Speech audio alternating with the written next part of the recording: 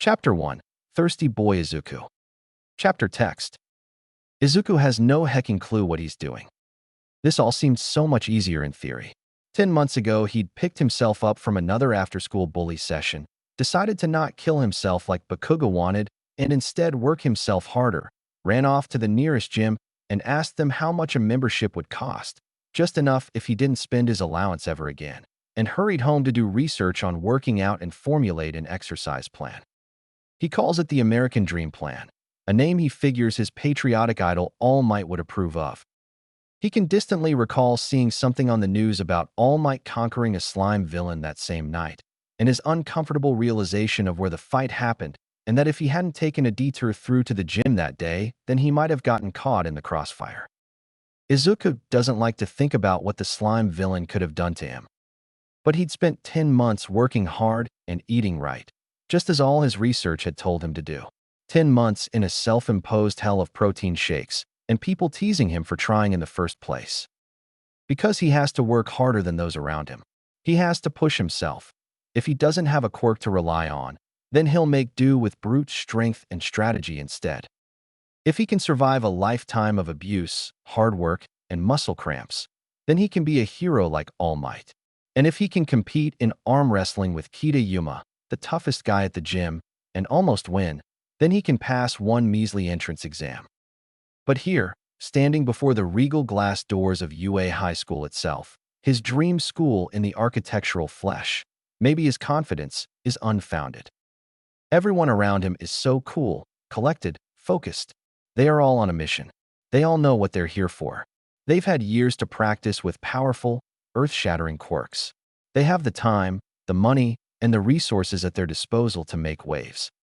Izuku could maybe give you a nasty bruise if you held still for him, but hopefully nasty bruises are all he'll need to pass the practical exam. A familiar blonde teen saunters past with his pants sagging and a scarf around his neck that matches his hair.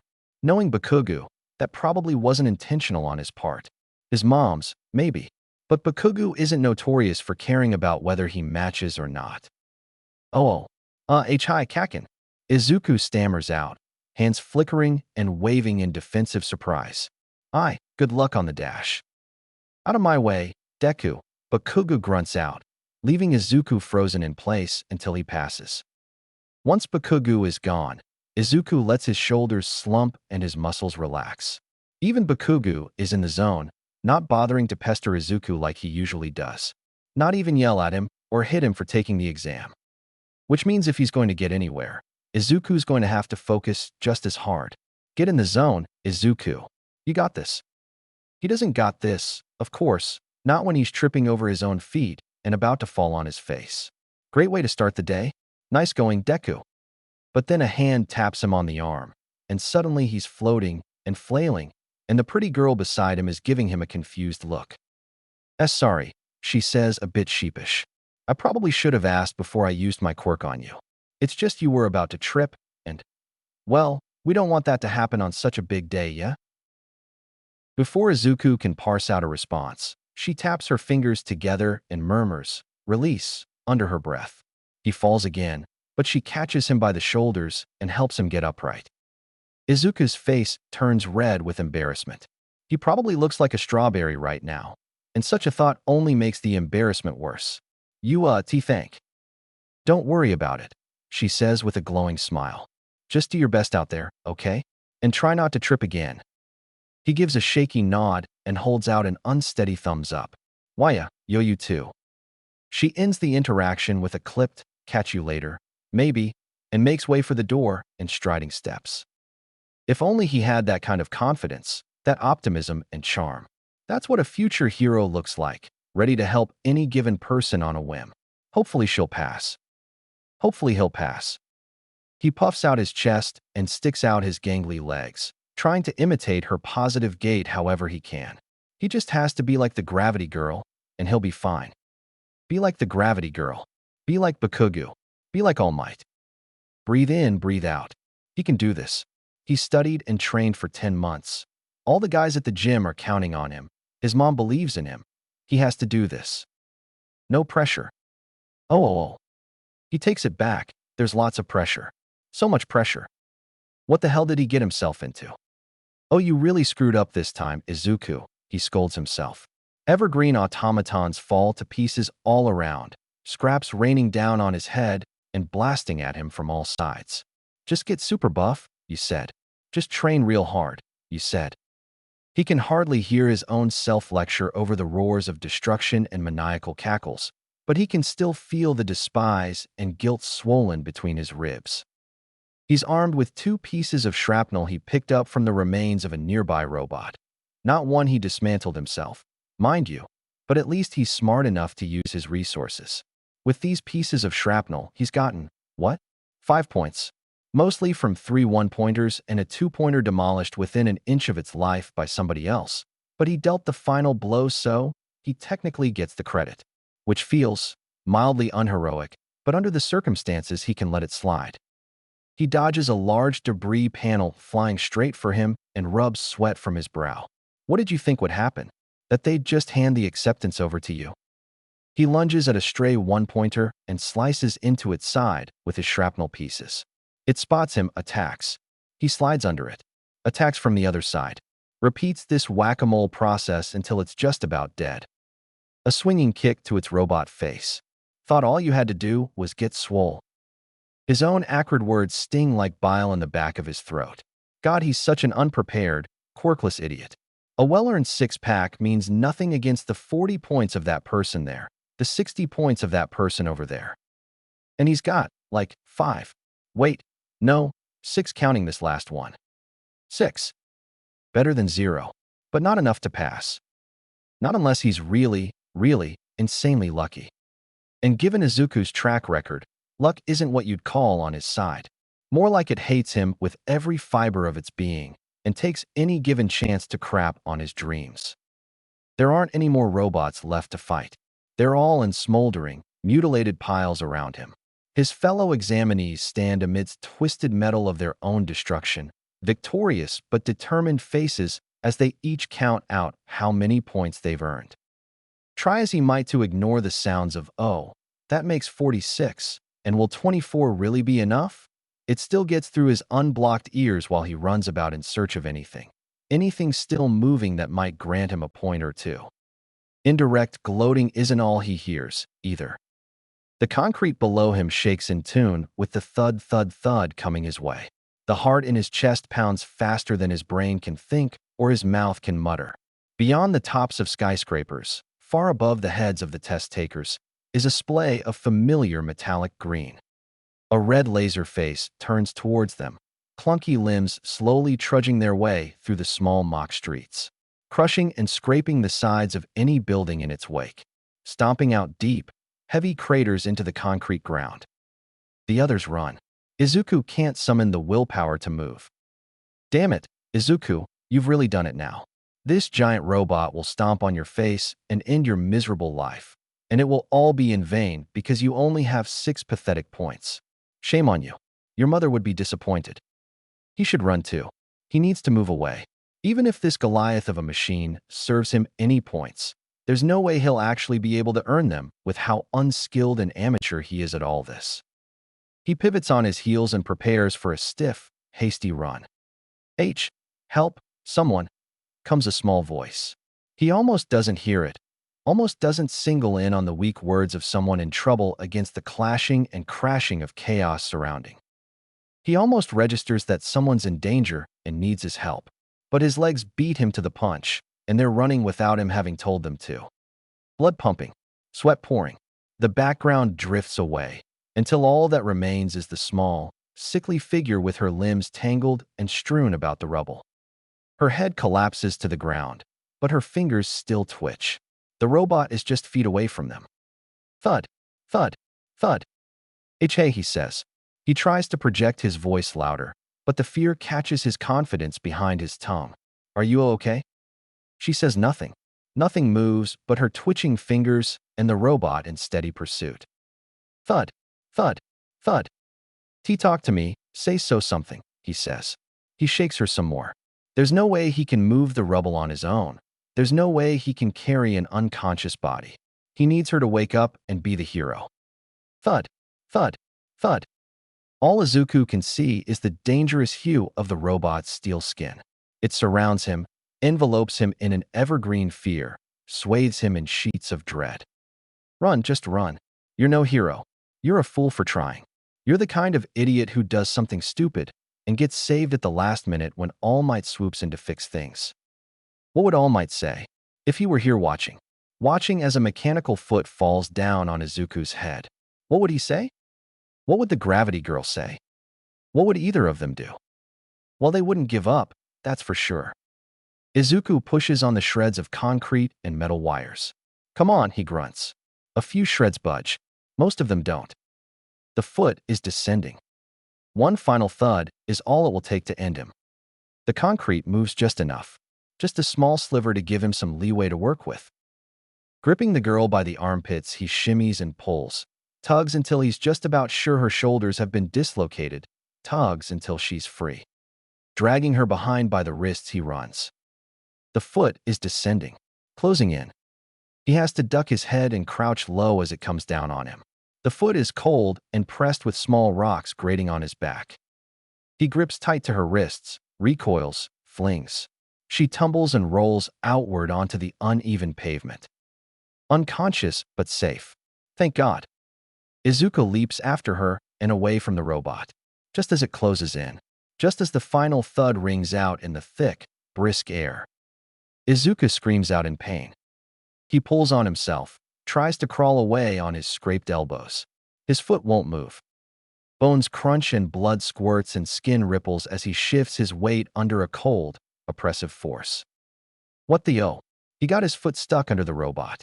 He mostly escaped, sure, but of course he can't just walk away unscathed now, can he? He's Midoriya freaking Izuku, the universe's favorite punching bag. He's got to sustain at least a little damage, or else it just isn't right. The robot, of course, takes its own sweet time lifting its foot back up to release him and carry on with the next thudding step. And as its weight shifts, it only makes the pain that much more agonizing.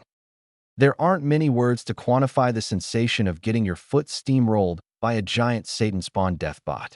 It's a unique sort of hell that makes Izuku hate having an extra toe bone now more than ever. More to break. He always knew people walk all over him, but this is just ridiculous. The robot finally thuds its way off to terrorize other examinees. Is it wrong of him to feel somewhat vindicated by the sweet sounds of their anguished screams? Yes. Even so, the vindication seems to help ebb the pain a little, so he'll take what he can get. The girl stirs beside him, her groans and low whines of discomfort throwing the rest of his self-concern to the wind, and flings himself at her. "Hey, are you okay?" he rasps out with a cough. Shaky, she uses her hands to push herself up. Stringy hair falls into her face, but behind the curtain of brown are two groggy, equally brown eyes. Wait. He knows those eyes. This is your Dash. Her gaze meets his, and she seems to meet the same realization he did. "I know you," she slurs. "It's Gravity Girl." In much the same way as she did for him before, he pulls her up by her shoulders.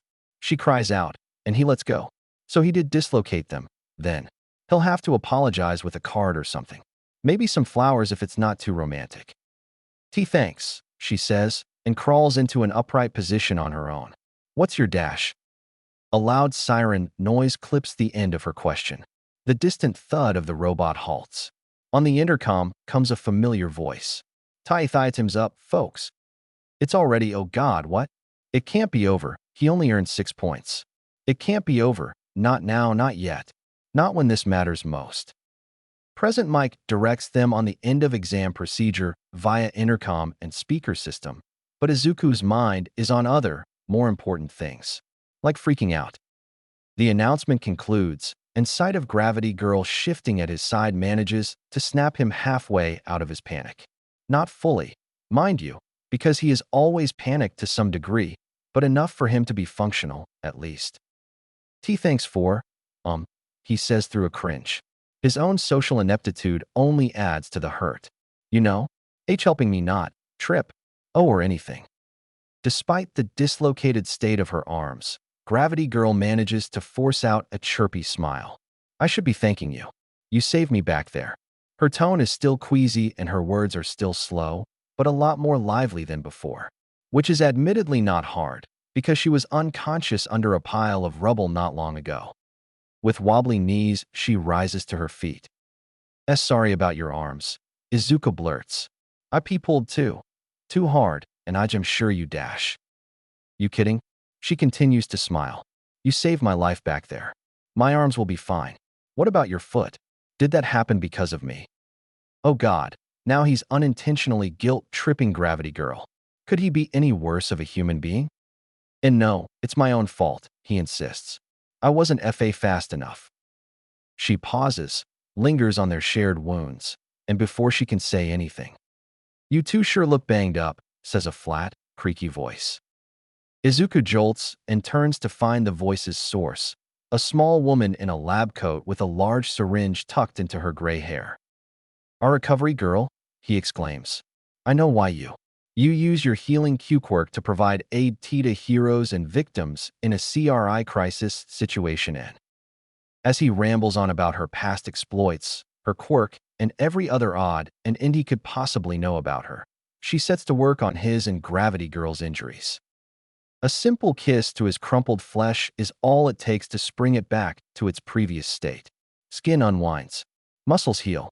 Feeling, the good kind, returns to his toe tips, and a wave of exhaustion racks his brain.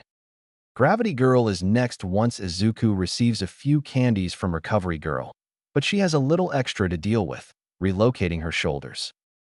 If Izuku didn't feel bad about causing the injury already, then he sure will after watching a pro hero fix his mistakes.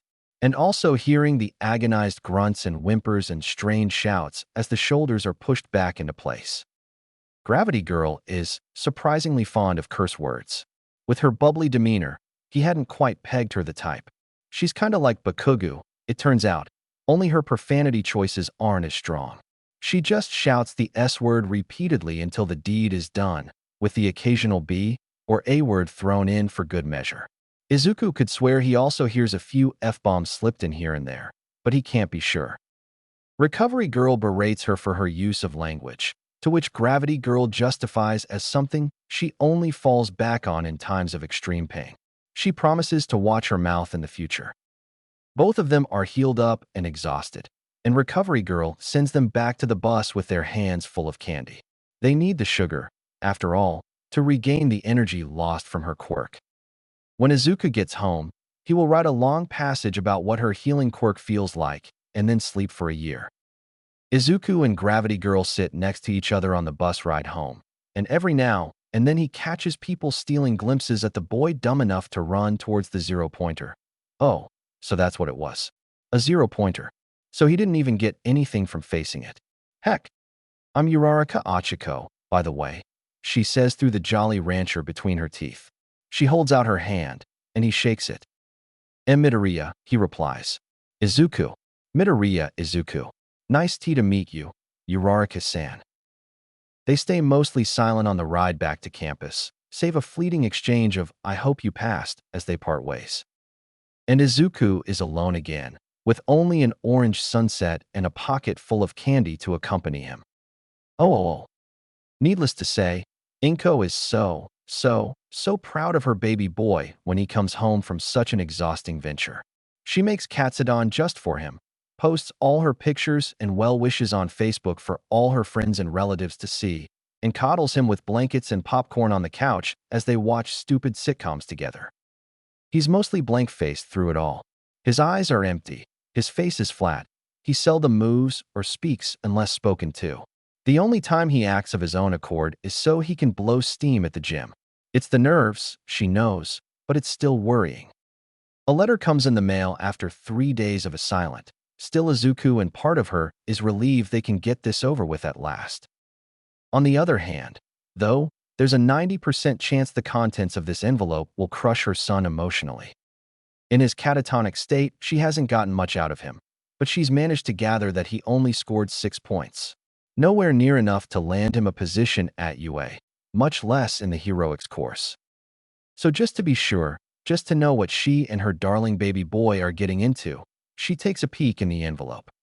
Not her proudest achievement, to be sure, But she can't just sit and wait for Izuku to come home from another long night at the gym. She needs to know what the letter says, and she needs to know now. So she can prepare her speech, get out the tub of ice cream, pull on her best comforting mother face, and help him through the tragedy awaiting him. Perhaps it's wrong of her to doubt her son, but she can't help it.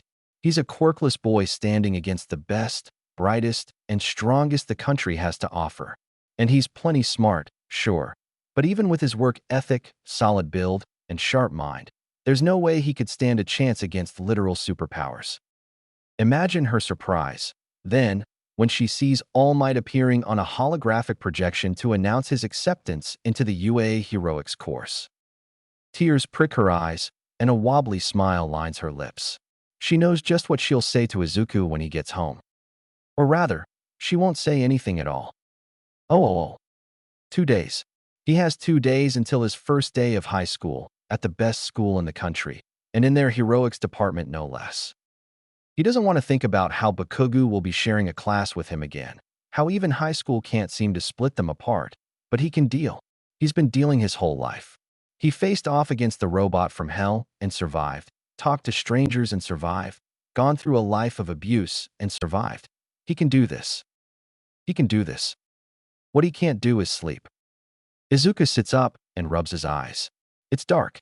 The alarm clock shines with bright red numbers reading 2:43 a.m., which casts ominous shadows into the dark and illuminates the silhouettes of all his All Might memorabilia. Those aren't ghosts creeping in to kill him. They're just action figures. That's just his chair with an All Might hoodie draped over it. Who gives a knife to a chair and all that? He heaves himself into an upright position at the edge of his bed, swings his legs onto the ground, smacks his lips. When did he get so chapped? And thirsty, for that matter. He and his mom went out to a smoothie bar after dinner. He shouldn't be this parched. And yet here he is. Ain't that just typical? Thanks, universe. He fumbles out of bed, legs shaking and breath hitching under the weight of his dehydration. He's slow to the door, careful in avoiding the floorboards he knows are creaky, almost tripping on his laptop charger, turning the doorknob ever so slowly. His mom is sleeping just next door. He can't wake her. The rest of the house is just as dark as his bedroom, the only source of light being the slivers of moonlight shining through the living room curtains. He makes his way around the house and into the kitchen in a similar manner, toeing ever so gently around certain floorboards and bubbles in the carpet. He cringes when the light switch flips on with a harsh, sharp TCK. But no light, for some reason. He flips the switch a few more times, just to be sure, not caring about the noise anymore. Well, heck, another power outage. He reaches out into the dark for the junk drawer, which isn't too far from the sink if he can make out the shape of the water faucet clearly, and shuffles his hand around until it grips onto a flashlight. It blinks a few times before flickering on, casting a weak but still effective shower of light at the refrigerator. By the spoiled condition of the milk, he can guess the power's been out for a few hours. Probably not long after they both went to bed. So no drink, then. He'll just have to stave off the uncomfortable, queasy thirst for just a while longer. Can soup quench your thirst? Or come close to it? They should still have some leftover soup from the other night. It's not ideal, but it'll have to do. And there's no soup. Damn. Izuku Tetrases the refrigerator contents in search of some kind of liquid, anything really, so long as it has some amount of fluid in it. This level of dehydration shouldn't be normal. Not the kind that scratches and burns up your throat in a way only Bakugo's explosions can achieve, tugging at your esophagus with knives, with each hot breath only nailing you further into your own waterless coffin. Water. Oh, wouldn't that be nice? Maybe he should go and tell his mom about this. She'll know what to do, about both the power outage and the unbearable thirst. But before he can take a step in the right direction towards Inko's bedroom, his hand tingles. It's a blunt, but no less visceral, tingle, consuming every muscle in his hand with a grainy soreness. His fingers clench against his will, curving and solidifying into a firm C shape. Like a Lego hand. Oh God, is he turning into a Lego? He pries at his fingers, grips his wrist, tries to stop this, tries to understand what this is. Grunting, moaning, tugging, pulling, begging the universe to make it stop, make it stop, make it stop. The pain does not ebb or flow, but rather pools into his fingers and swirls in his joints. And then it happens. With a flash and a pop, the tingles go away, just as fast as they arrived. The torrent of sensations dissipates down his wrist until it is no more, leaving only a cold, slippery weight between his fingers. He shines the flashlight on the object now in his hand. It's a cup, a glass, 8-ounce cup with water sloshing inside. The shine of the flashlight bounces off its rim and into Izuku's eyes, causing him to squint, but the cup is still there. Still real, still solid, still water. He doesn't question it at first, just thanks the universe for finally being on his side for once. The water is icy, refreshing, pure. He rushes to gulp it all down. It doesn't cure his dehydration, but it coats the sides of his dry and raspy throat and provides a bit of comfort. And honestly, something is better than nothing. Small graces. But then there's the question, what the hell just happened? Had he, in his desperation, hallucinated it? It has to be, there's no way. Izuku pulls a chair out and plops down at the table. Never mind the loud, low screeching noises of the chair legs dragging against floorboards. This is important. Flashlight propped towards his hands, with one gripping the wrist of the other with intense fervor, he tries again. He watches and he stares, and he turns his fingers rigid. And nothing happens at first, so he begs. He begs his hand to give him more water. Please. He's thirsty and he's curious, and he needs to know he's not crazy. And if he is crazy, then he can at least laugh about it with his mom in the morning once they've got the power back on. In the midst of his pleas, the pain surges back into his fingers, and then there is yet another flash and pop, and another glass of water. Izuku repeats this process again. He rushes into his room and fishes out his notebook to jot down observations of everything. How much water, how it tastes, how his hand and throat feel, how cold it is, everything. Izuku keeps this up until 7 in the morning when his mom wakes up. She strolls into her dining room to make herself some coffee, only to find a mountain of water glasses stacked against the walls, on the table, along the floor. In the center of this unmoving hurricane of water glasses is a lanky, green-haired boy who seems to be producing them out of thin air. Each time another one appears in his hand, his smile gets wider and his eyes grow brighter. He jots down something in the notebook set before him, muttering senselessly as he narrates his innermost thoughts for all to hear. What is all this? Inko asks, still tired but having been effectively jostled into awakeness by the strange mess her son has made. Do they even own this many water glasses? She tries her best to throw on a disappointed, angry mother face, but it's too early for acting, so the best she can manage is exhausted confusion. Izuku's face is shining, or perhaps it's just the glossy film of tears running down his face. His smile crinkles and wavers as he matches her gaze. Through chokes and quivers and broken but happy smiles, Izuku sobs out, Mom, I've done it. I have a quirk. Chapter 2. Some people create glasses of water to cope. This is all moving a little too fast. First there was the hugging and the crying and the collapsing on the floorboards and laughing until their faces hurt, and then came the questions. How is this possible? He has the toe joint. He's quirkless. How does it work? Why does it work? Is the universe finally on his side? Lucky for Izuku, he has an answer to each and every one of those questions. As their quirk consultant explained, it's an incredibly rare but not unheard of occurrence for a person to exhibit signs of quirklessness despite having a quirk. This only affects about 1 in 2,000 people. Izuku privately gleams at the knowledge of how special he is. The second question is a little trickier to answer. He can create a glass of water, that much he knows. It always appears in his hand, and it's always 8 ounces, and the container always remains fixed as a glass cup with a slight bluish tint. Like those glasses you sometimes get from hole-in-the-wall diners, but a bit less tacky. And he can adjust the temperature if he tries hard enough. But what else his quirk can do? He's not sure yet. And as for the third question, no? There's a reason he's meeting the UA principal to discuss his new quirk without his mother, after all. Izuku gives the door a shy knock. Come in, hollers a voice from the other side of the door. It's small and formal. It's the voice of a soft-spoken telemarketer, not an esteemed high school principal. The principal himself looks less like a principal than he sounds.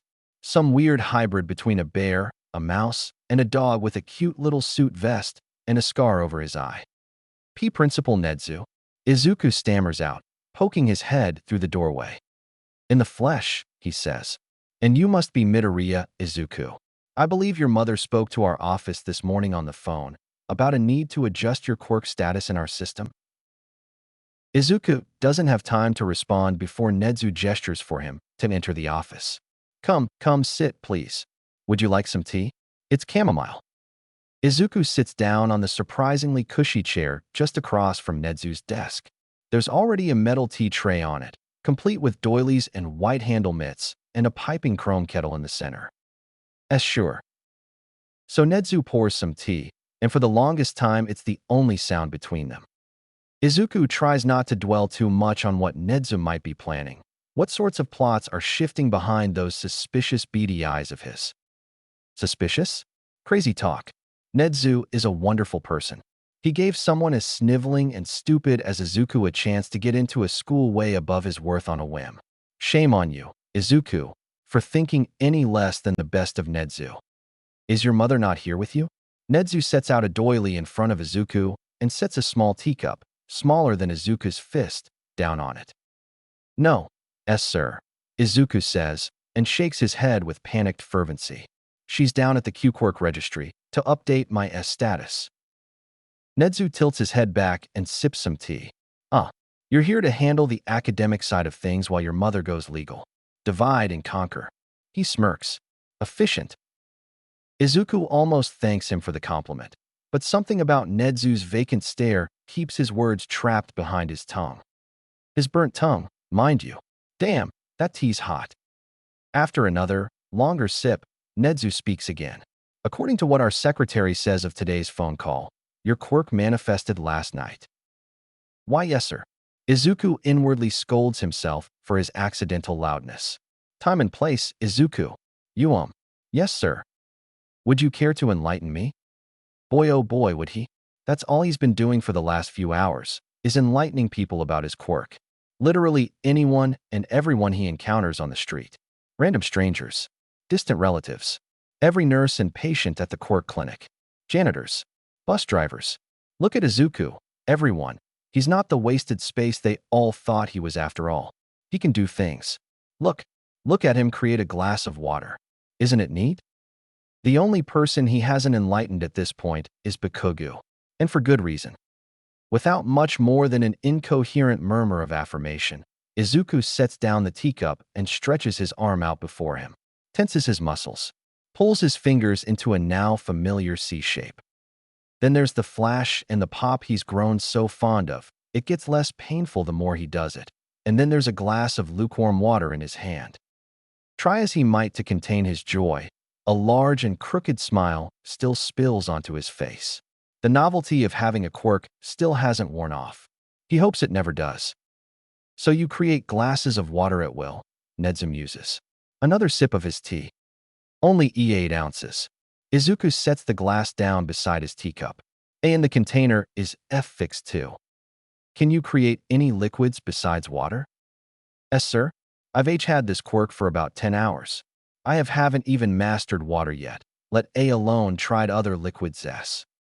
Nedzu frowns. Is he disappointed? Is Izuku stammering too much? Oh God. He knew his quirk was stupid and pathetic. This just confirms it. Now Nedzu will see how unworthy he is and withdraw his acceptance from. You seem to have mastered water pretty well to me.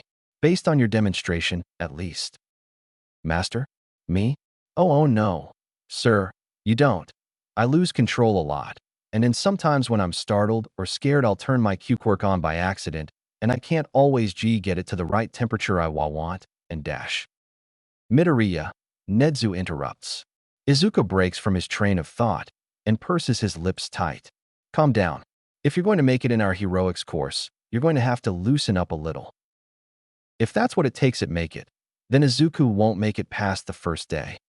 You said you lose control sometimes, says Nedzu once Izuku has regained his composure. Could you explain? Izuku smacks his lips. He's drinking tea. He shouldn't be this parched. He takes a sip of the lukewarm water on the desk to ebb the sensation. Lukewarm water, it turns out, is not good for quenching thirst. These days, it seems like nothing is. It's as I said, Izuku says. The water, despite not helping his dehydration, somehow eases his nerves. If someone startles me or scares me, I'll spontaneously create a glass of water. He creates another glass and sets it right beside the first one. The sensation is no longer painful, but now soothing. Welcome. It reminds him that he really does have a quirk, and it's here to stay, that he's finally normal. As is common with most beginners, Nedzu says with a sagely nod. It is. Of course, but I won't fault you for your ignorance, since you missed out on that crucial developmental step in your childhood. Nedzu's right. There are a lot of things Izuku should have gone through when he was 4, but is only just experiencing 10 years later. Which is probably why Inko has been babying him. Heck. And I can't always get it to be the right temperature I want, Izuku continues. Just now I wanted the water to be cold, but the water I created was room temp. It'll take lots of time and practice to get these things right. Mastery doesn't happen overnight, you know. Nedzu shrugs and sips his tea some more. He wipes his mouth on a napkin. However, I can't say I'm not concerned. Has your quirk consultant informed you about the delay effect? Izuku shakes his head. You must have a terrible consultant then, Nedzu says, and his tone causes Izuku to shudder. Considering how your quirk manifested 10 years after it was supposed to, your case of delay effect is likely to be severe. Oh boy, just when things were looking up, he's going to his dream school. He has a quirk. Life is good. Something has to knock it all down. Because he's Midoriya Izuku, and the universe hates his guts. Izuku creates a third glass, just to keep him from falling into a panic attack. He almost doesn't ask what the delay effect is, because he almost doesn't want to know, but sheer curiosity pushes the words out of his mouth. What's the delay effect in Nedzu-san? Nedzu's smile is waxy and placating.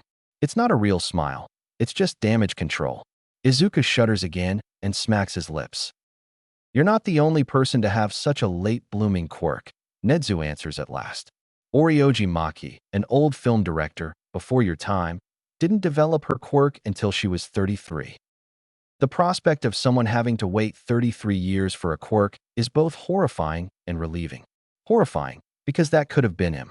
Relieving, because it wasn't. As one might imagine, such a delay can have nasty repercussions, Nedzu continues, and sets down an empty teacup.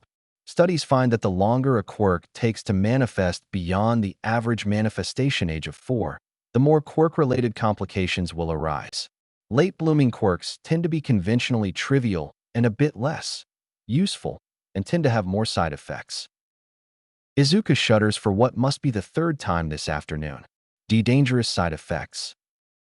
Oh, sometimes, Nedzu replies in a sing-song tone. The longer it takes, the more fatal they often are. For Orioji-san, the side effects of her quirk caused her ribcage to invert to the outside of her body, and she died on the spot. Izuku swallows hard. It could get that bad, huh? But you're only 14. Nedzu attempts to assuage, most likely in response to Izuku's sudden hyperventilation, but it's too late. The damage is done.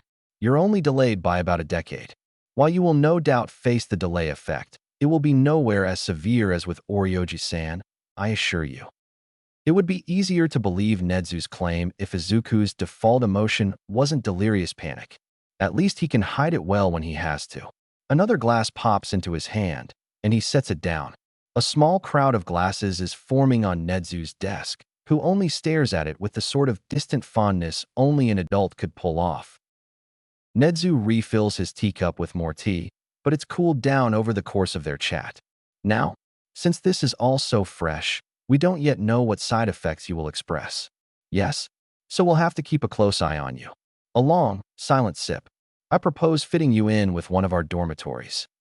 A glass pops into his hand out of shock. You have dorms? A little-known fact, Nedzu says with a sharp headshake. But yes, they're reserved exclusively for those who live too far away to make a commute and exchange students. I'm sure we could make an exception for your situation, though. This is all. This is all moving so fast. Him? In a dorm? At UA High? He's got conversational whiplash. First they're talking about his quirk, then about delay effect, then about dormitories. We need to keep you under close watch, says Nedzu, teacup set aside and hands folded out in front of him, to make sure you don't exhibit any potentially dangerous side effects from your quirk, and what better way than to keep you on campus? Why you dash? Of course your mother will need to give her permission, and I'll have to run it by the school board. But given your circumstances, I'm sure all parties will be in agreement. Does this sound reasonable to you? Dorms. He wants to put Izuku in their dorms. Dorms he didn't even know existed. He's been obsessing over UA ever since he knew it was All Might's alma mater. How is he not aware of such a detail? If that's what's bothering him about this of all things, then maybe Izuku needs to recheck his priorities. But dormitories. This could change everything. He'd be not just attending his dream school, but he wouldn't even have to leave. No going home, no commute. Just him and the sweet-smelling wood and walls of his dreams. Never mind the specific reason behind the dorms. Don't think about how it's only to make sure his shiny new quirk doesn't straight up kill him. His chest swells and stars dance in his eyes. Maybe the universe doesn't hate him after all. Yes, says Izuku with passionate haste. That sounds like a good idea to me. Splendid. Nedzu holds out a little cardstock slip of paper. It has his name, occupation, and the UA symbol on it. Have your mother call me later today, so we can discuss this more officially, all right? Oh. None of these bananas are ripe. But we don't even need any, right? Izuku sets the still green bananas back on the rack. Ours didn't go bad. They weren't even in the fridge when the power went out. How many do we have at home? Inko asks. She clicks her pen a few times. 2, I think. Then we should get some, while we're here.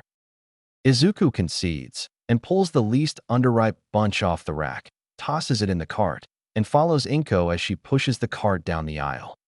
The Midoriyas make their way out of the produce section, cart already half full, and they haven't even gotten all the items on their list. Needless to say, they're going to be here a while. Izuku squirms in his red flip-flops and rubs his temples. He starts UA tomorrow. He shouldn't be out grocery shopping at this hour. He should be rolling around in bed, trying to sleep and failing because of nerves. And then there's the elephant in the room Izuku still refuses to address, still burning a hole in his pocket in the form of a folded-up business card. As much as he wants to go into the dorms, the chances his mom will let him are slim. If he explains the reason Nedzu wants him there, she'd sooner swathe him in bubble wrap and never let him leave the house again. Forget going into the heroics course. He wouldn't even be allowed in regular school. Not an ideal way to spend the rest of his life. All the same, dormitories. At UA. If he turns down this opportunity, he'll probably die of regret. That is, if the delay effect doesn't knock him first. Izuku C-shapes his hand, and a glass of water appears as it should. It doesn't hurt anymore, save a distant tingle in his tendons. That, too, will fade with time. It's more comforting than anything. Like an old friend he hasn't seen in years, who he's just catching up with. He drinks the almost ice water, cringes at how the coldness hurts his teeth and gums. Damn, and it still doesn't quench his thirst. Black or kidney? Asks Inko. She holds 2 cans of beans in front of her. Izuku dispassionately points to the kidney beans, and she tosses 4 cans in the cart. They don't need to buy beans, but he's given up fighting it. He sets the empty glass into a messenger bag filled with other empty glasses. Inko had gotten it for him, so he had a place to put all the glasses he created when he had no ready way to dispose of them. He's had it for less than a day, and it's already almost full. Izuku rasps out a cough and applies some chapstick. Fantastic how he's getting a cold right before the most important day of his life. Maybe it's all the cold water. Izuku? Izuku. Inko is snapping her fingers at his face. She's got a worried look in her eyes. What? Oh, sorry, Mom. Lost in thought there for a sec. She frowns. You've been all spacey. More spacey than normal, at least, ever since you got back from your meeting with Principal Nedzu. Did something bad happen? No, nothing. Nothing bad happened. But there was certain talk of bad things to come. and Izuku isn't sure he's alright with sharing the details of those bad things. Not with a worrier like his mom, not when he's still reconciling with the high of having a quirk in the first place. They turn down another aisle, and Inko crosses something off her grocery list. Izuku switches his messenger bag over to his other shoulder and creates another glass. It's hot, boiling, steaming. The heat pierces through the glass and into Izuku's hand. He drops it with a yelp. Glass shatters on the ground. Water spills over the linoleum tiles, and he has to tow away from the growing puddle to keep his flip-flopped feet from getting wet. "Izuku," his mother shouts. "What just happened? Are you okay, sweetie?" She rushes over to grip him by the arms and scan him over for injuries. "Jay just made it a bit too hot, sorry." Izuku stammers out, still in shock. Of course it's just his luck to finally get a quirk, only for him to be unable to even control it. Not like controlling it would do much good anyways. What's he gonna do? Hydrate criminals to death? He should quit this whole heroism thing while he's ahead. People like him often become villains. People who wanted to do good, but got shot down by circumstance.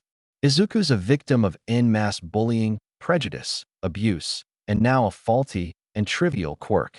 It's the perfect villain backstory. He doesn't really want to be a bad guy, but hey, it worked out for Megamind, didn't it? He just needs to find a Roxanne and a minion to help him on his path to redemption, and he's set for life. "Izuku, you're spacing out again." "All right." There's a grocery store employee mopping up the mess now, and Inko is still standing there with her hands gripping his arms in confused concern. Great. His mom is worried, and people are cleaning up after his mess. Maybe there's some merit to the villain idea after all. "Izuku, baby, you need to tell me what's wrong," she says. Her voice is stern and stiff and motherly. "Nothing's wrong," he says again. He doubts even the employee, Imi, judging by her name tag, believes him when he says that. To be fair, he doesn't even believe himself. "I love you, but you're a terrible liar. What's wrong?" Now Imi and the person on the other end of the aisle, an old man with a lobster mutation quirk, are both watching, waiting to see his response. "So the universe does hate him, then?" "Nedzu-san mentioned something," Izuku says. His voice is croaky from a thirst he can't seem to cure. Delay effect. Inko puts a hand over her mouth, and her sickly gasp tells him she knows exactly what it is. "Oh, baby, I hadn't even thought about. I've been so wrapped up in all this quirk business, I forgot all about the delay effect." "So you know what it is then?" "Of course. I studied to be a quirk consultant before I became a mom, after all." "Ah, right. She had to quit college when she gave birth to him. Not a guilt trip at all. Totally doesn't make him feel any crappier than he does already. Fantastic." Forget Megamind. Izuku has no hope of redemption whatsoever at this point. They should just kill him now. Inko has him in a loose, warm hug, and he's sinking into it. He doesn't care about Imi or the lobster man watching. He just falls into her large and smooth arms. He lets out a stiff breath. "I'm so sorry," she says, and he repeats her words back at her. "Have you seen any side effects yet?" "None." "Good. Why didn't you tell me?" I thought you'd take me out of UA." She kisses his hairline and whispers, "I won't, baby. I promise. I know how much this matters to you." Izuku buries his face into her shoulder. He should stop crying. It'll only make his dehydration worse. She doesn't pull him away from her, and Izuku doesn't mind. Ami tries not to stare and keeps mopping around them. He pays her no heed. Izuku reaches into his pocket, eyes still closed to hold the tears back, and shoves the business card into her hand. "What's this?" Now is when she pushes him away, but only to look at the paper. "He wants to put me in their dorms," says Izuku. He hugs his arms and squeezes tight. "To keep an eye on me, make sure I don't show any serious side effects." And I take it he wanted me to call him to discuss the matter? Izuku nods. His eyes are still closed, and his body is slumped. Muscles relaxed but still tense. Expression flat, but not at ease. He stands and wavers alone in the grocery aisle, swaying to the breeze of his unfulfilled desire to be held in his mother's arms again. It was so nice, so comforting, like the sensation of creating a glass, but all over his body instead of just in his hand. But he doesn't ask to hug her again, because it's stupid, and because he's being melodramatic, and because he needs to be strong. He wants to be a hero. He needs to start acting like it. Heroes aren't weak. I'll talk to him, says Inko, when we get home. And then she pulls him into a hug again. It's just like the last one. Startled by the sudden gesture, Izuku accidentally creates a glass by surprise. It shatters to the floor. Wet feet put the hug to an abrupt end, almost as abrupt as it had began. Ami stifles a groan and moves over to clean up the new mess. Inko laughs and ruffles his hair like she used to. How'd I get such a clumsy son? Izuku wipes his eyes, opening them at last. His face feels hot. He moves to push the cart and gives Ami an apologetic look before turning to his mother. You're one to talk. Didn't you drop me on my head when I was little? Hey, that was an accident. I was looking after your cousins that day. You tried juggling so many babies at once. They both laugh, and Izuku can almost see the lobster man smirking at them as he passes. It takes almost all night, but they do get all of their grocery list crossed out. They have about 20 grocery bags, most of which Izuku has to carry. He spent 10 months hitting it hard at the gym. This should be no sweat, right? Wrong. Izuku is still a total wimp. But laughing at his ineptitudes seems to help break up the emotional tension, so he sucks it up. Izuku creates 5 more glasses of water on the silent bus ride home and goes on a long-winded tangent about his Quirk's properties to the old woman unfortunate enough to have sat next to him. They stumble through their front door after 10 at night. A note on their counter from the apartment maintenance staff tells them the power is back on, and they hold a minor celebration once all the groceries are tucked away. It's a task harder than he thought it'd be, but it makes sense considering just how much they had bought. No, Mom, they don't need more goldfish. They have like 2 boxes already. They celebrate with popcorn and blankets in front of the TV, watching the evening news. At 11, Izuku yawns and says he's ready to hit the sack. He asks if and when she'll call Nedzu, and she tells him not to worry about it. Izuku worries in spite of this. He does not end up sleeping like he had intended, instead spending the whole night pacing in his room and creating glasses of water while panicking. Will she call him? What will she say? Will he end up in the dorms? What are the dorms like? Oh God, he's really going to UA.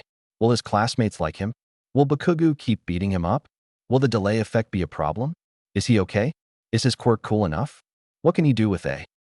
Turns out he's been panic rambling all of his worries out loud, and at 1 in the morning his mother finally tells him to be quiet and go to sleep. Oh. The phone call comes at 11:32 p.m.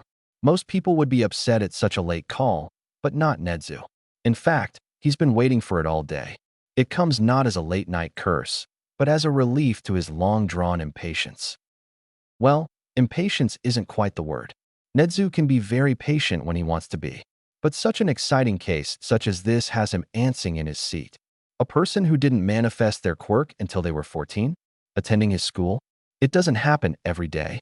He can't wait to watch and see every step of Midoriya's journey. If only time could go faster.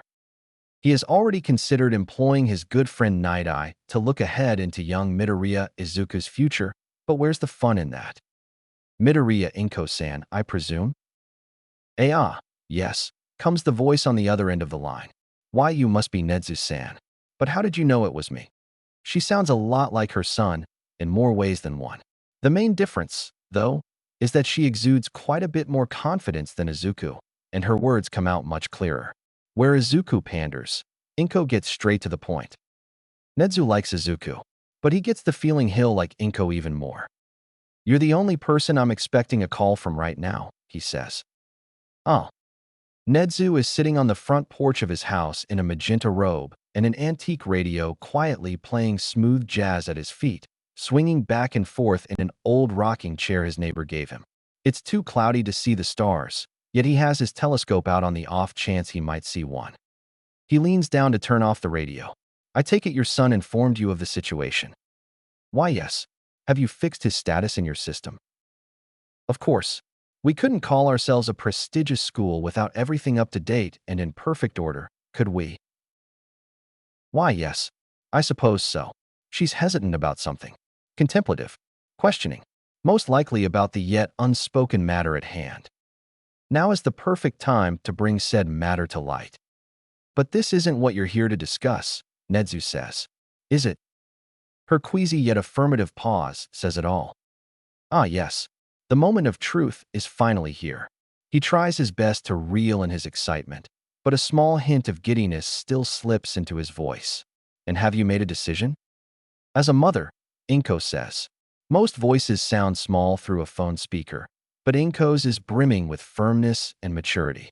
The idea of losing him to a side effect of his own quirk, it terrifies me. As I imagine it would to any good parent would. Being a literal lab experiment, relations with his own parents is testy, so Nedzu isn't all too knowledgeable about parenthood. But he's been around humans and his students long enough to get a good idea. I only want what's best for my son. Of course you do. These dormitories. Can you promise me this is best for my son? Without hesitation, Midoriya-san. We will take good care of him here and inform you the moment any side effects present themselves. She's going to say yes, he just knows it. He's known she would approve since he proposed the idea in the first place, but it's still invigorating to see a plan come together. All right, I suppose I can allow this. When does he move in? Nedzu's already thought up these details, set out an intricate chart of every possibility, every action, every reaction. He tells her, just as it says on the chart, that Midoriya can bring his things in before school on the first day, and that they'll move him in once classes are over. They're currently all full, so until they can build a spare room for him, he'll have to have 2 roommates instead of 1. Inko insists it isn't worth the trouble, as he suspected she might, and she tells him they don't need to go about and build an entire room just for her son. Nedzu tries to say it really is no problem, but she doesn't want them to be too much of a burden on the school. It's only temporary. Anyhow, they don't know how temporary, just that he won't be in the dorm forever. The phone call ends, and it's 12:46 a.m. Some of the clouds have cleared, granting him a few sparse glances at the stars above. But it's late, he's admittedly a little tired, and has some important days ahead of him, so he concedes to save stargazing for a clearer night. It's simply delightful when a plan comes together. But there's just one factor, one wild card, that Nedzu can't quite determine or account for. One factor that could blow everything, make all his efforts with Midoriya futile. And that factor is Midoriya's strict homeroom teacher, Izawa Shoyuta. It will be exciting to see how well Midoriya performs under pressure. Chapter 3. Mr. Clean should be my therapist. Izawa Shoyuta is not happy. Most would argue he never is, and he won't disagree. But not because they're right, just because he doesn't care. Contrary to popular belief, dead-faced and dreary-eyed Shoyuta can in fact feel basic human emotions. He can be sad and angry and even happy. It's just hard to tell the difference, what with his expressionless exterior. There are about 5 people in the world who can identify his different emotional states. His self-proclaimed best friend Yamada Hisashi, his other self-proclaimed best friend Kiyama Namuri, his self-proclaimed girlfriend Fukikato Emi, Principal Nedzu, and his mother. Why so many people are so fond of proclaiming themselves as being close to Shoyuta, he'll never know. Yamada, currently Present Mike, and Kiyama, currently Midnight, are sitting on either side of him while Nedzu prattles on and on at the head of the table. Shoyuta has his face hidden in his arms, but he's not asleep. As much as he hates it, he is wide awake. Which is why he's not happy right now, for the most part. Most of the time meetings are so boring he can catch a quick nap and almost get a healthy amount of sleep before school starts. But this meeting just has to be interesting enough to keep his brain firing against his will. It's all might this, all might that.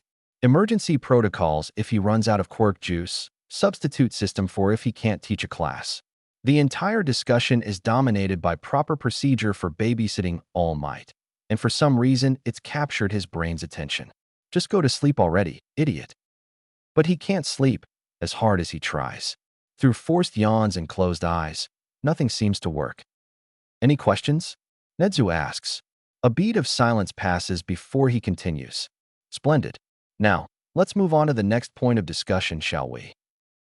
No one has any chance to object or get a word in before Nedzu carries on speaking. Most of you are unaware, since this was a last-minute decision I made on my own, Nedzu says in a grave, apologetic tone. But we will be housing 61 students in our dormitory this year. Do we even have the space for an extra? 13 asks. From the distance in their voice, Shoyuta can guess they must be sitting on the far end of the staff room. One student per bed, 2 beds per room, 30 rooms in total. Meaning we don't have enough for more than 60 students, or we'll max out. I understand, says Nedzu. I offered to construct a new room just for him. It's well within our budget, but his mother insisted against causing undue hassle. So while it's far from luxurious, we agreed upon situating him with an air mattress on the floor of room 29. He moves in after school, lets out this afternoon. A voice from his left speaks up, midnight. Couldn't you just evict one student from the dorms to make way for this new kid, if he's so important? Those other students need the dormitory just as much as he does, Nedzu hums in reply. Shoyuta can't see why anyone even debates with Nedzu about these things anymore. They all know how smart he is. I can't just kick one person out in good conscience. If I might ask, Dash comes in a newer voice. It's deep and gravelly, and after everything they've discussed this meeting, Shoyuta has long grown tired of hearing it. But since All Might is teaching this year, Shoyuta will have to learn to get used to the sound of his voice. What makes this student so important you need to overflow the dorms just for him? I'm getting to that point, All Might. Nedzu chuckles a little, mostly to himself. His name is Midoriya Izuku. Wait, Midoriya. He knows that name from somewhere. Why does it sound so familiar? You may know him as the boy who got admitted into UA without a quirk. He's a student of the 1A Heroics class. So this kid is one of Shuta's students. That's why he remembers the name. Oh damn, that kid was intense, says Present Mike. Why must he be so loud? Shoyuta puts his hands over his ears, and he can still hear him, swooping in and saving that girl like he did. Is something wrong with him? Comes the old, but in no way frail voice of Recovery Girl. A pause. Nedzu sucks in his breath, but only Shoyuta notices. He's the only one listening close enough. If it's such a big deal that even Nedzu's quaking in his boots, then there's no way Shuta's falling asleep now. I trust you are all familiar with the concept of late-blooming quirks. A few silent murmurs of affirmation. Yeah, Shuta's heard about them here and there. Nothing too in-depth, because he's never needed to know. Wait, he sees where this is going. Don't tell him. On Saturday, at 2 in the morning, Midoriya manifested a quirk. Of course, because no class would be complete without a problem child who can't control his own power. Happens every year. He should really start anticipating this in his lesson plans from now on. Perhaps Shoyuta should just save himself the trouble and expel this kid preemptively. With a quirk so new, he'll probably end up having to expel him sooner or later anyways. But he won't, of course. He recalls Midoriya showed exceptional potential in both parts of the exam, and Shoyuta has a firm belief in giving everyone the opportunity to show their best effort. It's probably wrong to wish for a student to fail before he's even met them, just so he doesn't have to worry about them in the long run. But Shoyuta is here subconsciously wishing anyways. So you have him on campus to make sure he's not a liability to himself or anyone else, Snipe muses. That's right. It's safer to keep him under the constant protection of pros in the event of a worst-case scenario. So it's a good thing he's in Eraserhead's class then, says Cementos. Precisely. I just hope he doesn't go expelling Midoriya on the first day. No promises, Shoyuta grumbles through his sleeve. This garners a loud round of laughter from his colleagues, and Shoyuta must pull his arms over his ears to block out the noise. This achieves nothing, because their roaring laughter still pierces his brain. Thanks a lot, Present Mike. Well, what's the quirk? 13 asks. It's registered as drink service, says Nedzu. There's a delighted purr in his voice that says he's excited about this.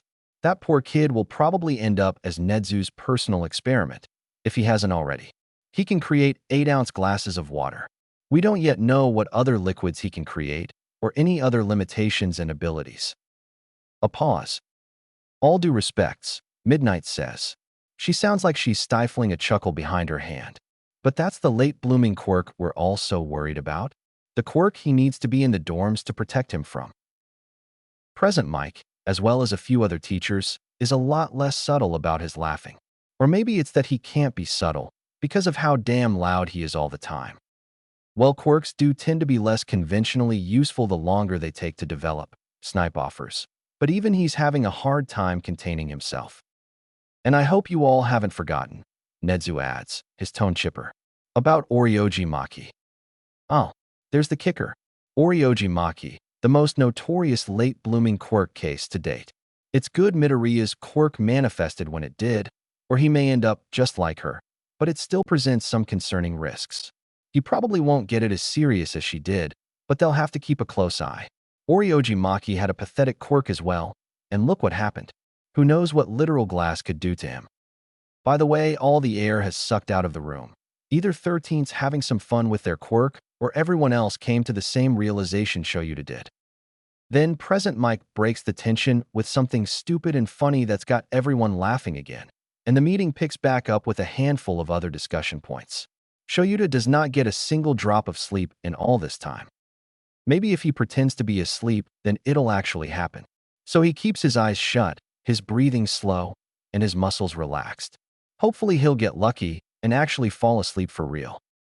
The meeting concludes, and he does not succeed in his efforts. But he's 20 minutes into this fake-it-till-make-it venture, and he's no quitter. It makes it harder on Present Mike and Midnight to wake him up, and they end up having to drag him out of the conference room by his sleeping bag, but whatever. They need the workout anyways. Can't have them slacking off on leg day or arm day, just because they're teachers. It's a pain getting dragged up flights of stairs and down slick marble hallways, especially by the most obnoxious teachers at UA, sans All Might and his pompous showboating. But again, he's in too deep, and there's the small concern worming in the back of his mind that if he opens his eyes, then all his progress towards slumber will be for naught. He just has to keep this up until class begins. Or he might skip the quirk assessment activity and have class nap time instead. But no, as much as he wants it, he won't grind class to a halt so he can sleep. Unlike certain individuals, All Might, he actually does his job instead of lumping it onto other people because he can't manage his time and has no sense of academic responsibility. So they'll do the quirk assessment, and then Aizawa will take his nap. Perfect. Oh. Please, oh God, kill me. Oryoji Maki was a seemingly quirkless Japanese-American filmmaker. She grew up in Oregon, where she found inspiration from the bizarre paintings in the attic of her childhood home. Inspiration which would lead to many creative and successful movies. She moved to California when she was 19, and she lived there until she died at 33. Though she had made quite the name for herself with her movies' powerful concepts and provocative composition, even before she graduated from film school, it was her death that made her into a global sensation. She was going for a jog in the park with her two dogs Petal and Yoda when her life ended. Witnesses say she suddenly stopped in her tracks and began clutching her chest and moaning. A few bystanders came over to check and see if she was okay, but she had become too delirious to acknowledge their presence. Then she collapsed to the ground. As she writhed, a few onlookers noticed strange bulbous masses forming and throbbing under her shirt. Someone called 911, and the others just watched and tried to do what they could to help. At 3:42 p.m. Pacific Standard Time, as if from the movie Alien, the bulges pierced through her skin in the form of bloody white bones. Her ribcage had expanded and emerged through her chest. A 13-year-old bystander named Melanie Clark took a video of the ordeal. Even today, decades after the incident, that video is available to anyone who has internet and knows where to look. Most people believe she died on the spot, killed the moment her ribs popped out and squirted blood all over the sidewalk. But the video, all 22 minutes of it, proves otherwise. The paramedics didn't arrive as fast as they should have. There was a 15-car collision on the freeway clear on the other side of town, which necessitated the attention of all available ambulances and medics in the area, leaving emergency response chaotically understaffed. So Oryoji would have to sit and suffer while she waited for help that would never arrive in time. After about 4 minutes of gushing blood and screaming, Oryoji began to speak. Everyone who was present agreed they would have preferred if she had stayed silent. Please, oh God, kill me. And the majority of the video carries on like this, with Oryoji screaming, begging for her pain to be relieved by death, blood continuing to pool on the sidewalk and ribs continuing to slowly shift about in her chest. It isn't until timestamp 1903 when one of the bystanders decides to take action and put her out of her misery.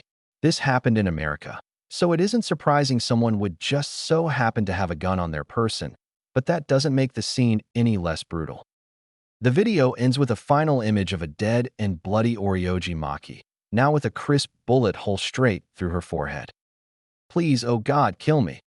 The bystander at fault, off-duty cop Roy Travis, had a good lawyer who managed to get him off with just a 3-year sentence. He'd saved her from her pain, after all. He was a hero. No one knew what had killed her. Bioterrorism? Government experimentation? Hate crime? Aliens? After months of panicking, protests, and social upheaval, America finally got the answers it was looking for. Those answers came in the form European Quirk researcher Ulrich Volger, who was brought in to ascertain whether the cause of death was Quirk-based. It took him 2 weeks to reach a satisfactory but unbelievable conclusion. Oryoji Maki wasn't quirkless after all. Her quirk, now called inverted ribcage, was a grotesquely mutated version of her mother's bone manipulation quirk.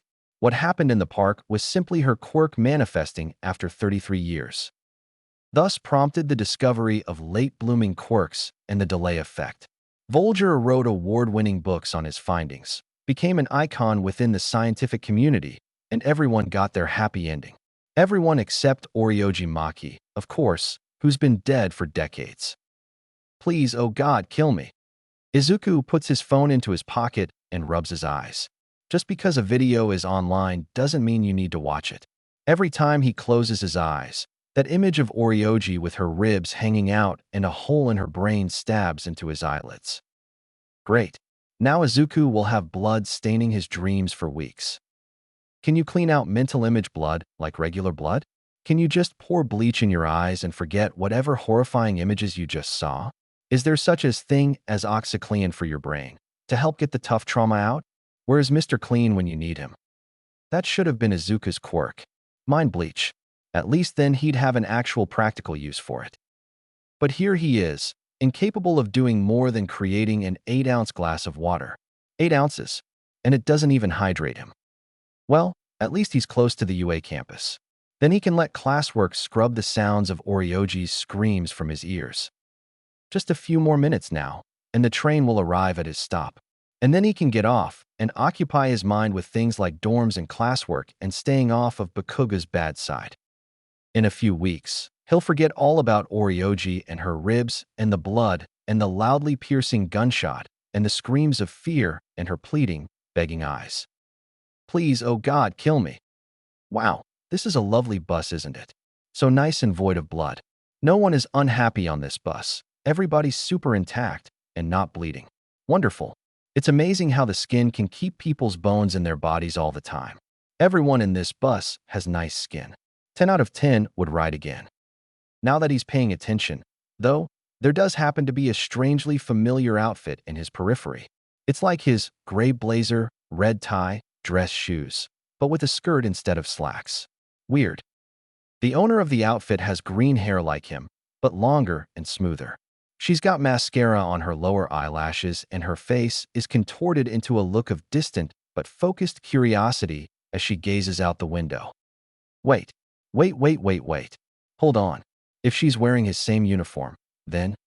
Hi, excuse me, Izuku stammers out. Oh God, what the hell is he doing? Initiating a conversation with a stranger? What if she hates him or thinks he's a freak or something? Oh, your uniform, she says once she turns to look at him. Are you a UA student too? She punctuates her sentence with a nasally rib bit. Why yeah? You're… Have you? I mean, are you a F first year to 2? Nailed it. Class 1A rib bit. Heroics department. What about you? No way. What the hell? This is his actual classmate in front of him. On the same train. And he somehow went this whole train ride without noticing her before now. Damn it, Izuku. Gotta be more aware of your surroundings. Same, says Izuku. Sweet. So we're classmates then. She holds out her hand. I'm Azuitsu, but my friends just call me Tsu Ribbit. He shakes her hand with a bit of hesitance. Imitaria, Izuku. Izuku is about to return to his spot when Azui calls out to him. You can sit here, you know, since we're classmates and all Ribbit. Good to get to know each other. Haha, what? Him, sit next to her? They've known each other a bare minimum of like 20 seconds, and already she's inviting him to sit next to her? There's got to be some kind of ulterior motive. She's scouting out competition. She's got a quirk which uses friendliness to her advantage. She's goading him. There's no way Midoriya Izuku, the most unlikable, unheroic, unimportant person alive, could ever have someone other than his mother be nice to him. Unheard of. Inconceivable. He's tempted to create a glass of water just to make sure this isn't a dream. Ever since his quirk manifested, everything's been going by unnaturally fast, and time hasn't been flowing quite like it's supposed to. Unless his quirk is also a part of that dream, in which case creating a glass would achieve nothing. Damn it, he knew he should have invested in a totem like they said to do in Inception. I don't think it's a dream, Azui says. I wouldn't know for sure, and that sounds like exactly what a dream would say, Ribbit, but I dunno. I think this all feels pretty real to me, Ribbit. Oh, I said that out loud. Yeah. Izuku, in a rushed flurry of blushing and embarrassed strangling noises, flops down next to her. He buries his reddened face into his hands and moans. He needs to learn when to shut the hell his mouth sometimes. And not to pry or anything, but what did you mean when you mentioned your quirk manifesting? That should have happened years ago. Don't tell me you've spent your whole life in an existential crisis, Ribbit. And no, that's not quite. This'll be an interesting discussion. Let's try to keep this brief. The less Izuku is the center of conversation, the better. My quirk just manifested the other day. Saturday morning. She sucks in her breath and cringes. Ooh, that's rough, Ribbit. I've heard about that sort of thing before. Late bloomers, right? My cousin didn't manifest her quirk till she was 9, Ribbit. But don't sweat it too much. Quirks aren't that hard to master, Ribbit. Huh, she sure ribbits a lot. She must have some kind of frog-related quirk then. Does she ribbit out of compulsion, habit, or by choice? But why would she ribbit by choice? Would it qualify as a speech impediment like a stutter? Does she have to go to speech therapy? Do you even need speech therapy if it's quirk-related? Maybe he should get speech therapy for his stutter. But then again, his stutter is more about nerves than anything. Sounds like you just need regular therapy, Azui says. To get over your nerves, that is, Ribbit. Oh, W is ITH thinking out loud again and she nods. So sorry. No, it's fine. It get that all the time, Ribbit. She pulls a stray lock of hair behind her ear. But to answer your questions, kinda. Kinda. Yeah, kinda. I do, and I don't need speech therapy, Ribbit. I don't have follow. A sigh, but it's more patient than annoyed. When I was a kid, they took me to speech therapy to get rid of my Ribbit. But when I got older, I realized I didn't really mind it all that much, Ribbit. It doesn't impede my speech at all. Really. It's all part of my quirk, anyways. You'd have to get rid of my quirk to get rid of my Ribbit. It's a part of me, Ribbit. A part of her. If only he had that kind of harmony with his own quirk. Imagine just being at peace with its existence. Not constantly worrying about the delay effect, or creating water of the wrong temperature, or just general paranoia. Please, oh God, kill me. Maybe Azui is right about therapy. He might see if Yue has a counselor he can talk to. So if I may ask, Izuku begins. What is wire quirk? Frog, she says. That's literally all there is to it. I have all the characteristics of a frog. I can stick to things, stretch my tongue out, the whole 9 yards, Ribbit. Izuku doesn't know when he pulled out his notebook, but he's already scribbling down notes and mumbling to himself about all the combative and functional uses to her quirk, as well as possible drawbacks. Ideal conditions, weaknesses, everything. And for once, it seems like Azui is actually listening to his mumbles. She can't keep track of all that he says. Not even Izuku can. But it seems like she's paying attention for the most part, cataloging his scrutiny for her own use later on. Like his opinions and analysis actually matter to her? No one's ever done that before. Will all his classmates be this nice? He sure hopes so. Oh. They spend most of the train ride talking about Azui's quirk, with Izuku agreeing to share his notes with her when they have the time. The commute almost doesn't feel as long as it is thanks to the company, because before he even realizes it, they're already at their stop. They're the only 2 people to get off here, and then it's a quick 3-minute jaunt to the campus itself. More talking, But now they've moved on to speculating what sorts of things they'll be facing this year and what the heroics course will be like. They theorize, share anecdotes, laugh. It's nice. Nice to talk to someone who doesn't hate his guts or think he's some kind of freak. Above all, nice not being bullied for once. Is this what friendship is? As the conversation rolls on, he gets more and more comfortable, until by the end his nervous stammer is almost entirely replaced by friendly babble. The campus is large, foreboding, and glassy. It has a sort of sophisticated energy about it, like it had better serve as a business headquarters or a university than a high school. It's got halls he could get lost in, rooms he's already fallen in love with. There are a few students who have the same idea of arriving early and are already out milling the halls. Whether to explore or find their classroom, Izuku can't say for sure. But unlike them, he's got a different mission entirely. There's a little robot handing out maps to everyone who enters through the door, greeting them with a programmed, "Welcome to UA High School," and a bow. According to the map, he doesn't have to go far to reach the front desk. That's where he's supposed to drop off his dorm stuff, right? Oi, Izuku-chan. Azui points down the hall in the opposite direction Izuku is headed. Our classroom's this way, Ribbit. Did she just call him Izuku-chan? Oh god, this is moving too fast. She said friends call her Tsu, which means she has an affinity for nicknames among friends. Does this make them friends? Does he even deserve her friendship? Oh, I'll catch up with you, Azui, he says, trying to hide his panic. He'll call her Azui for now. Better to play it safe. I have to get to the front desk first. Really, what for? Izuku lifts up the evergreen duffel bag full of his dorm stuff he's been carrying.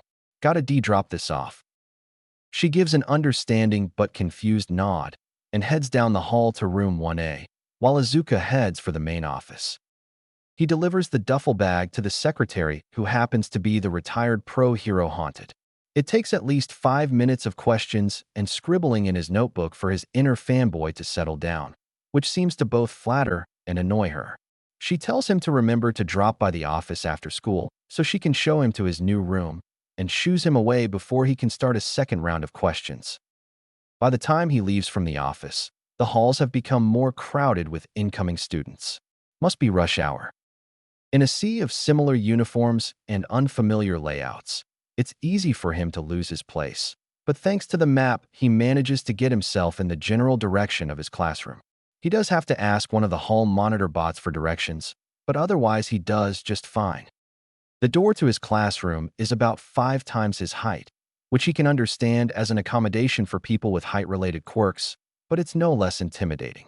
With some level of difficulty, he figures out how to open it and finds himself face-to-face with a classroom. It seems simple enough.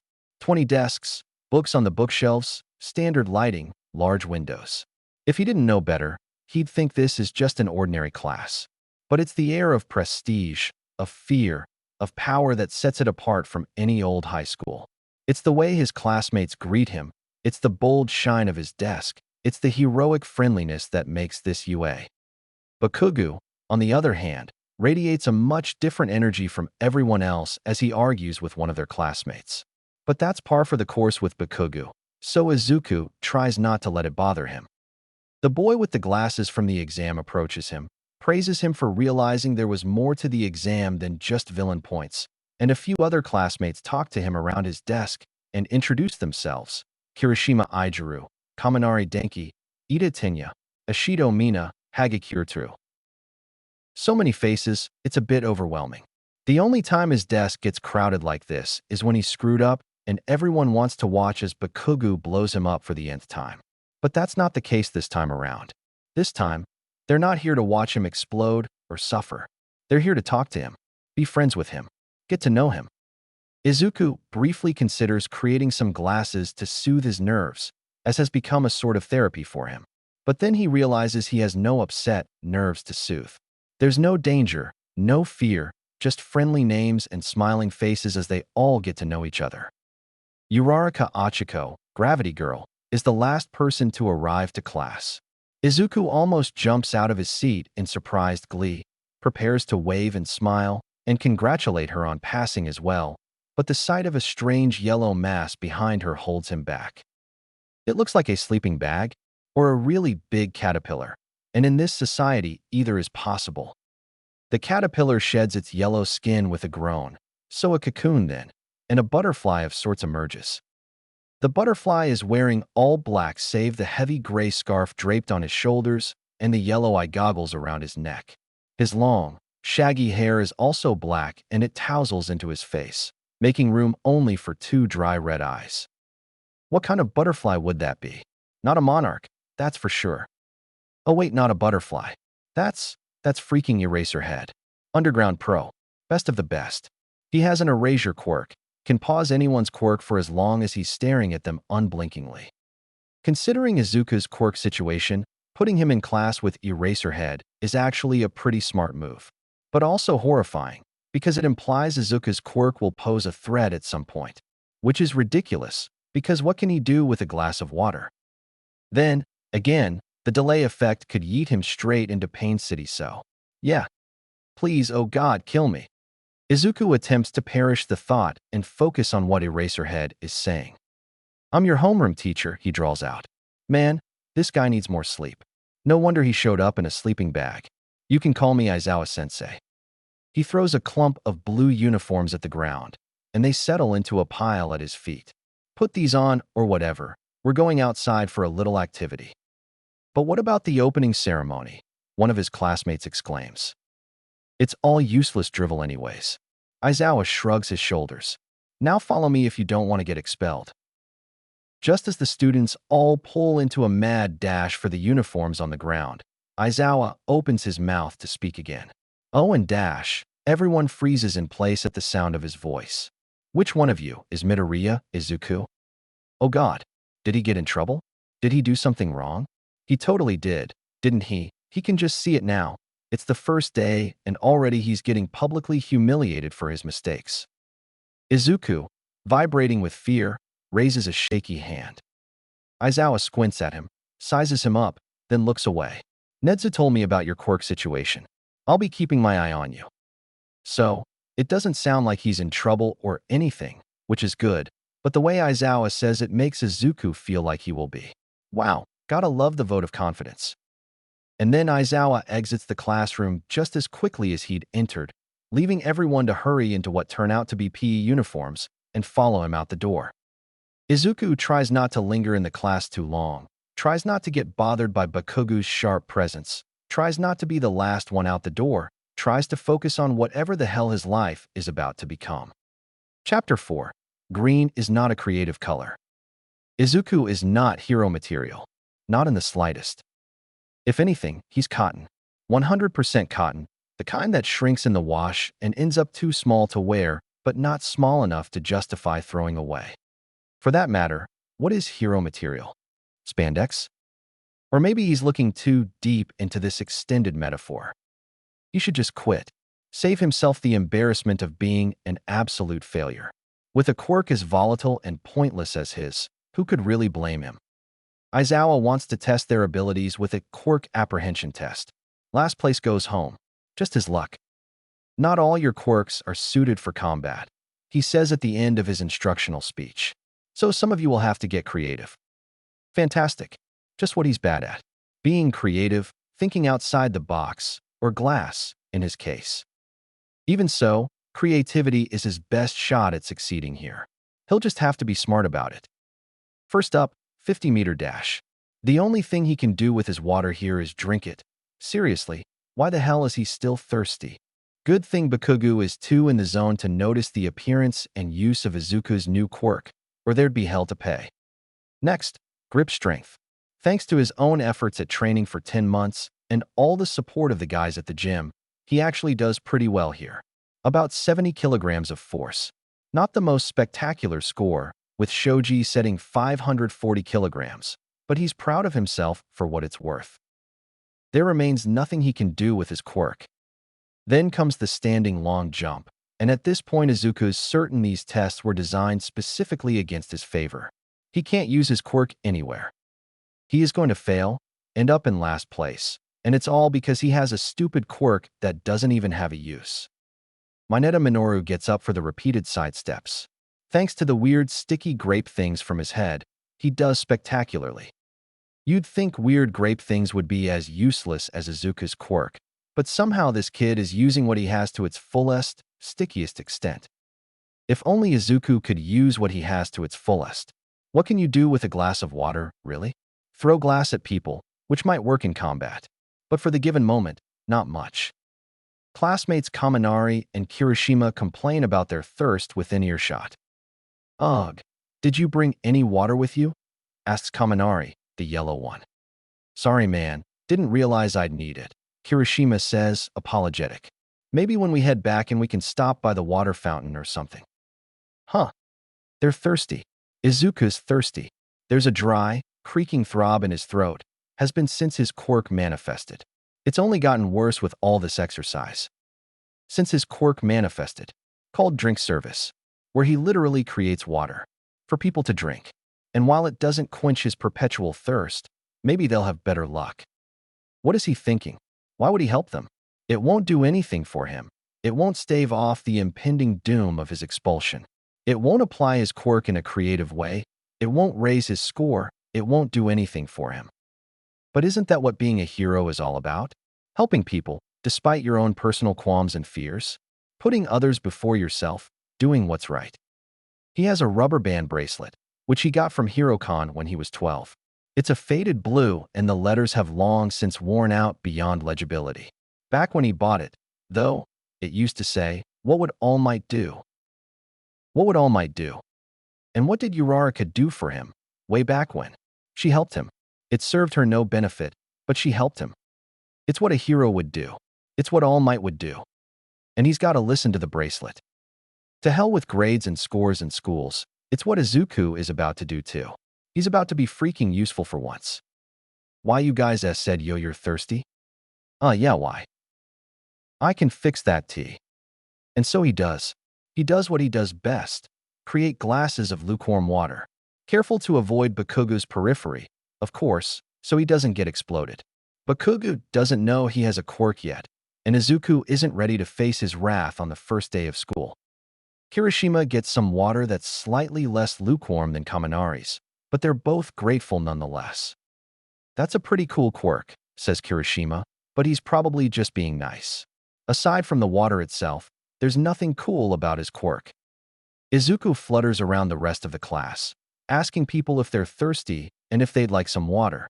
He provides as he can, to Uraraka, to Ida, to Tokoyami, to Hagakure. The split-haired kid he doesn't yet know the name of refuses water, hardly acknowledges him. People catch on. If you're thirsty, go to Izuku. He's got just what you need, if you can put up with the slight chance your water might be lukewarm. Wow, really? Thanks, man. How did you know I was so thirsty? This is like divine intervention. Ooh, that's refreshing. A quirk like that may not be useful in combative heroics, but you could definitely save lives. Have you considered being a rescue hero? Yeah, good stuff. Thanks for the water. His classmates all glow with positivity and happiness, telling him how good his quirk is and how nice he is to offer help. And for some reason, their words help. Like, he knows he's going to get voted off the island. He's by far the most mediocre student here. They'll see their scores, and Izuku's name will be in 20th place, and then he'll have to pack his bags and head home. He won't be able to check out his new dorm, or fanboy over his teachers, or make use of his mom's dorm rules. He won't find a place in UA, and he knows this. So why isn't he more upset? Given Izuku's track record with anxiety, he should be a fidgeting mess. This was a quirk assessment test, but he failed at any actual demonstration of his quirk. He should be crying and moaning and hyperventilating and creating glasses en masse just to soothe his nerves. But here he is, preening under the compliments of his peers, acting like it's all fine and dandy when he should be dying inside.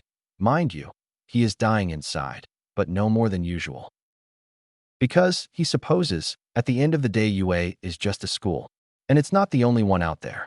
He could probably get accepted into Shiketsu if he tried. From what he hears about them, they would love nothing more than a take on a washed-up former UA kid. From all the forums and chats he's visited about hero schools, everyone says Shiketsu is basically a vulture in this regard. It wouldn't be hard to get them to let him in. And at Shiketsu, he wouldn't have to worry about Bakugu. He'd be free. So getting accepted into the second best school isn't a bad thing.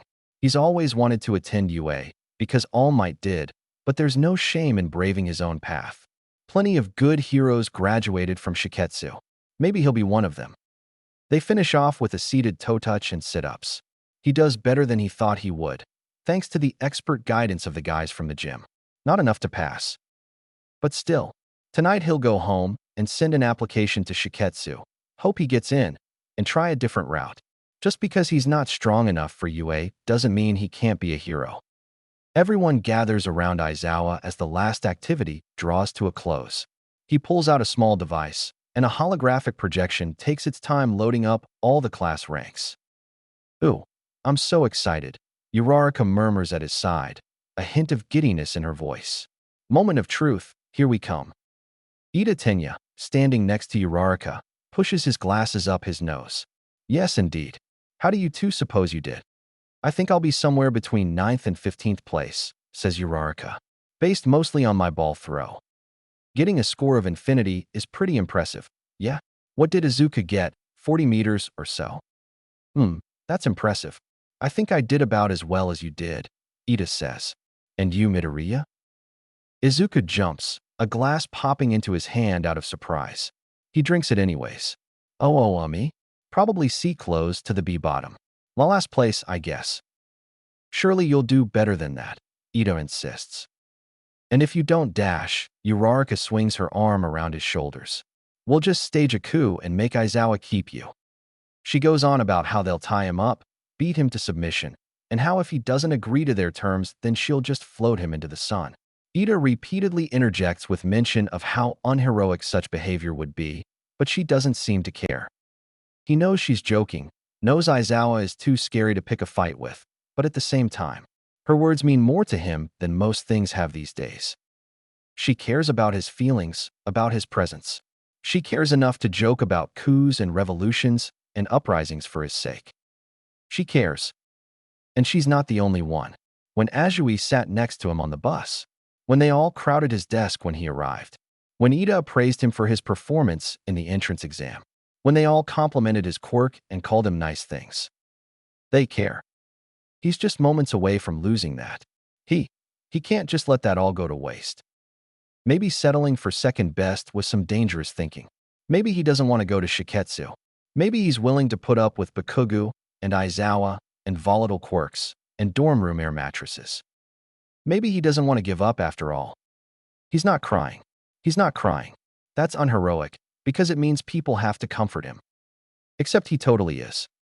He hides his face in his hands and bites his cheek to muffle his sobs, peering at the holographic screen board through gaps between his fingers. First place, Yaoyorozu Momo. Second place, Todoroki Shudo. Third place, Bakugu Katsuki. And for a top shooter like Bakugu, he's understandably fuming. Izuku can hear him screeching bloody murder all the way from across the crowd. Izuku laughs into his tear-stained palms, wipes his eyes, puts his hands down. At least he gets to watch Bakugu fail in some small way before he goes, which makes this whole one-day UA venture worth it to some degree. Fourth place, Ida Tenya. Izuku and Uraraka congratulate Ida on his success by making it into the top 5. Uraraka scores in 10th, and they give her a good clap on the back for her success as well. Everyone's eyes trail down the list of names and ranks, searching for themselves and gasping in either disappointment or relief. 15th place, Midoriya Izuku. Okay, what the hell? He's no expert at mental math or any kind of math, but that can't be right. You Aizawa-sensei, sir?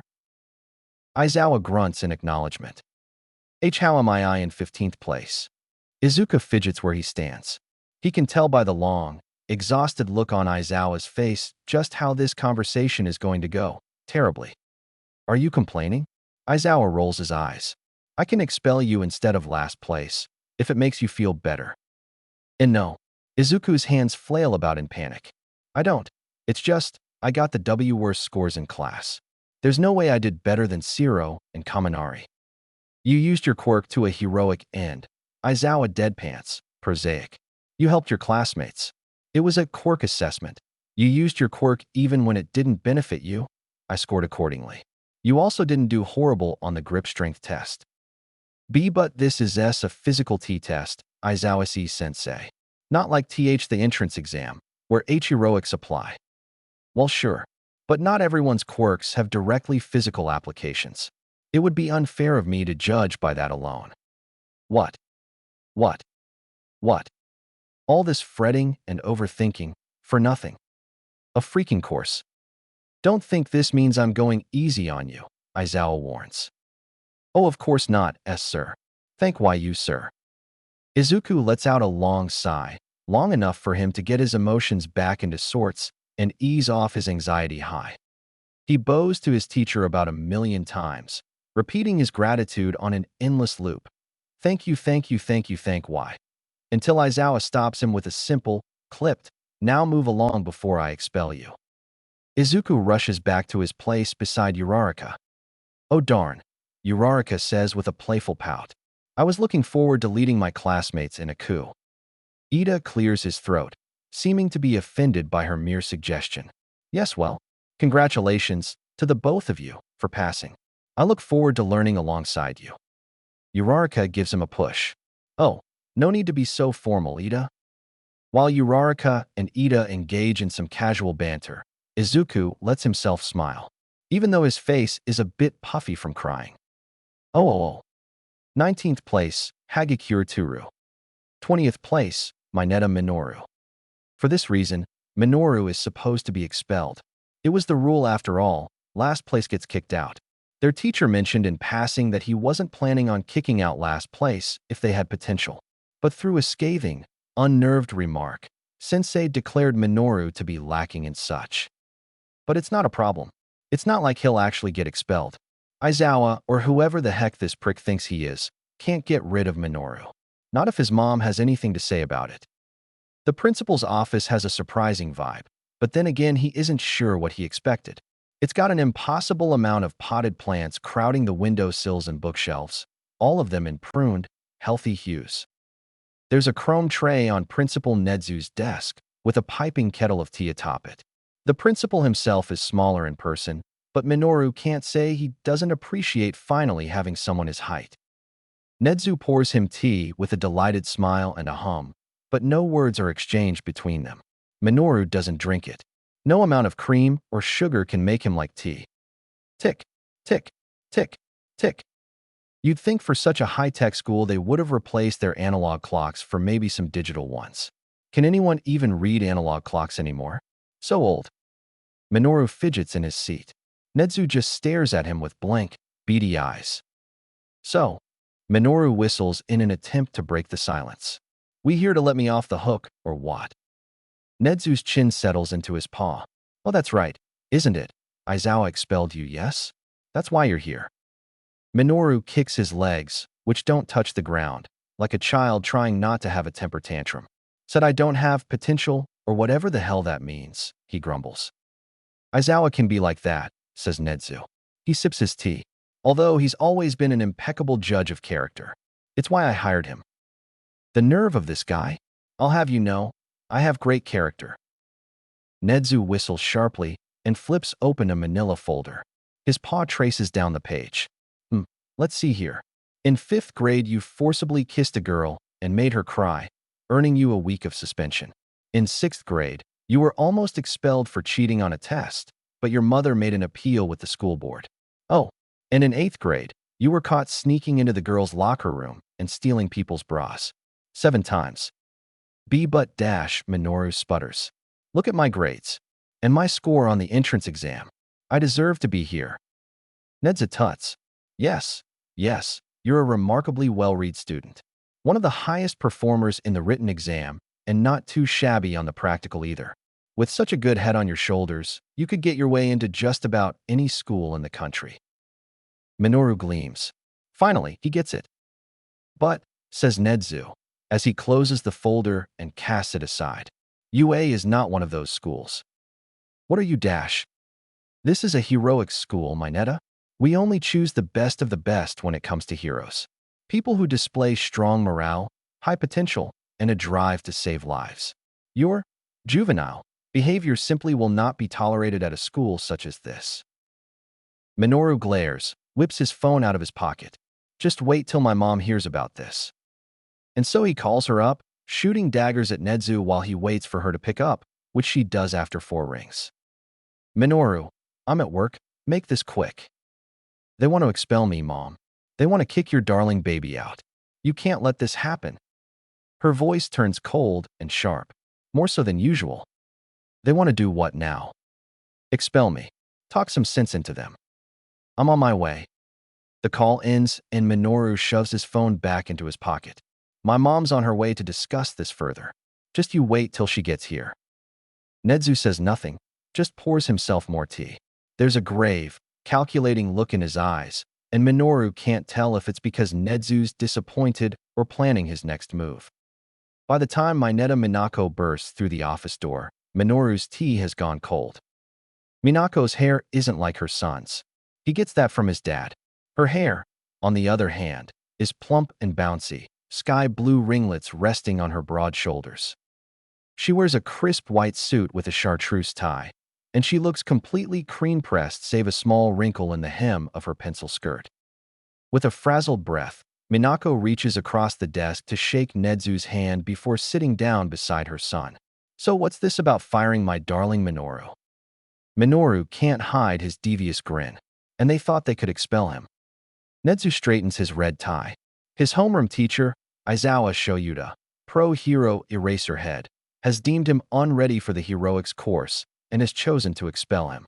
Please understand, Mineta-san, this is nothing personal. Last year, Aizawa expelled an entire class full of students. He has impossibly high standards, I'm afraid, sometimes too high for his own good.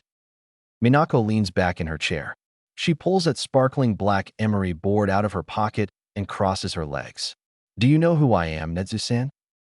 She files away at her pointed, shiny nails. It's a loud, scratchy sound, but Minoru is nothing short of grateful for it. It means she's about to get nasty. You're Mineta Minako, says Nezu in an unreadable tone, CEO and founder of the Sherio Motor Corporation. With black, vacant eyes identical to Minoru's, she glances up at him. And one of our lead financial backers, Nezu adds with a sigh. $2 million, she snaps. Her voice is cool and restrained. And that's just last year alone. I'm the very reason you have this school, with all its fancy tech and high-paid teachers. The dormitory? That's because of me. Your fancy courtyards? Me too. Oh, and I hope you won't forget whose money you're spending whenever you repair those battle cities of yours. Nezu opens his mouth to speak, but Minako isn't finished. I did all this, she says. She turns her eyes back to her nails and the file. Because I believe in UA. I graduated here, way back when, from the support department. I trust this school, and I trust its prestige and influence to maintain my family's reputation. I put my faith in this school. I have for years. But do you realize how this shakes that trust, Nezu-san? Minoru's grin gets wider by the word. She's got him hook, line, and sinker. Although, she displays a hint of a smirk, but it fades fast. I suppose you could expel him if you so chose. It's your school, after all, not mine. Just be aware that if you do, Minoru won't be the only thing leaving this campus. Nezu narrows his eyes. Ma'am, are you threatening me? Minako doesn't say a word. She just files away at her fingers, making them even sharper than before. Minoru lets out a cackle. His mom has never lost a fight before, and this time is no different. If he were any less of a man, he could even get her to pressure his teachers to give him perfect marks. But that crosses a line, and he at least has some sense of right and wrong. They sit in silence like this for a while, Nezu's eyes regaining that calculative sheen as he weighs his options. The clock continues to tick in that annoying way only analog are capable of, accompanied solely by the sound of Minako scraping against the emery board. After what must have been forever, Nezu sucks in his breath, rises to his feet, and reaches out to shake Minako's hand. A pleasure doing business with you, Mineta-san. Victorious smirk tugging at her mouth, she tucks away her emery board and returns the gesture. Of course, I'm glad we could sort things out. I trust my son will be in good hands. Only the best, Nezu says. Oh. Name, Kashimura K. Hero alias, haunted, retired. Quirk, growing pains. When she reaches a certain pain threshold, she transforms into a nightmarish creature capable of mass destruction. The only way for her to change back into a human is by falling asleep. However, ever since a field injury forced her into retirement a year ago, she has been mysteriously unable to use her quirk. Current occupation: secretary at UA High. Izuku has about 20 pages of notes on Haunted, her exploits, her quirk, and so on. Since she's the secretary of his new school, he hopes he'll be able to add even more to his notes through face-to-face interviews. He arrives at the main office after school as instructed, where he meets up with her. She returns his green duffel bag of dorm stuff to him, as promised, and they both head off to his new, and hopefully temporary, home. The dormitory has 30 rooms, she says in her raspy, strained voice. 10 per floor, but there are 4 floors in total. There are generally 2 beds per room, bunk beds, but for you we're giving you an air mattress on the floor. Are you all right with that? Oh, of course, Izuku exclaims. I wouldn't want tea to be much of a burden. She sighs. Anyways, you'll be in room 29, which is on the 4th floor. Your roommates are. Kashimura turns to her clipboard and squints. Shinso Hitoshi and Amajiki Tamaki. Oh look, you're in with one of the big 3. Sounds intimidating. Be big 3. Top 3 kids in the school, she says. Mirio, Amajiki, and Hato, I think. They're pretty nice, just don't pester Amajiki too much, he's a sensitive guy, alright. Izuku nods. 3 top students, don't pester his roommate, got it. Should he be writing this down? The 1st floor is for basic amenities like the dining area, gym, courtyard, commons, laundry, and so on. Curfew is 10 p.m. There are bathrooms on each floor. West wing is for boys, east wing is for girls, and there are a few rooms on the 2nd level reserved for miscellaneous. Capiche? Why, yes, ma'am. Tone it down, Izuku. No need to get too excited here. It's just a dorm. Then again, it's his 1st dorm. His 1st time away from home for a prolonged period. At UA, no less. And given his exhilarating 1st day, he should be able to get as excited and happy as he damn well pleases. The dormitory itself looks much like the rest of the UA buildings. Tall, glassy, new age. Kashimura teaches him how to unlock the door by placing his ID badge on the scanner and walks him to the elevator. Inside, it's a lot like a normal living room. Couches, TV, the works, with a large cafeteria and kitchen in the distance. There's a good handful of students chilling in the commons area, and Kashimura pauses the tour to introduce him. Izuku meets Hatsum Mei, support, 1st year, Monoma Nito, heroics, 1st year, Mori Sayuri, general, 2nd year, and Fukui Miki, heroics, 3rd year, among about 7 others. He's going to have to write these all down if he hopes to remember everyone's names. After their brief and chaotic, thanks to Hatsum, chat, Kashimura leads Izuku to the elevator area and up to the 4th floor. It's a long, regal hall with romantic lighting and purple carpets. At the far end is a door with the brass label, 29 foot, which Kashimura gives a hearty knock. Your new roommate is here, she says into the door. An exhausted voice responds. Yeah, come in. Kashimura shows him how to unlock his door, also with his ID badge, and into the abyss he goes. Literally.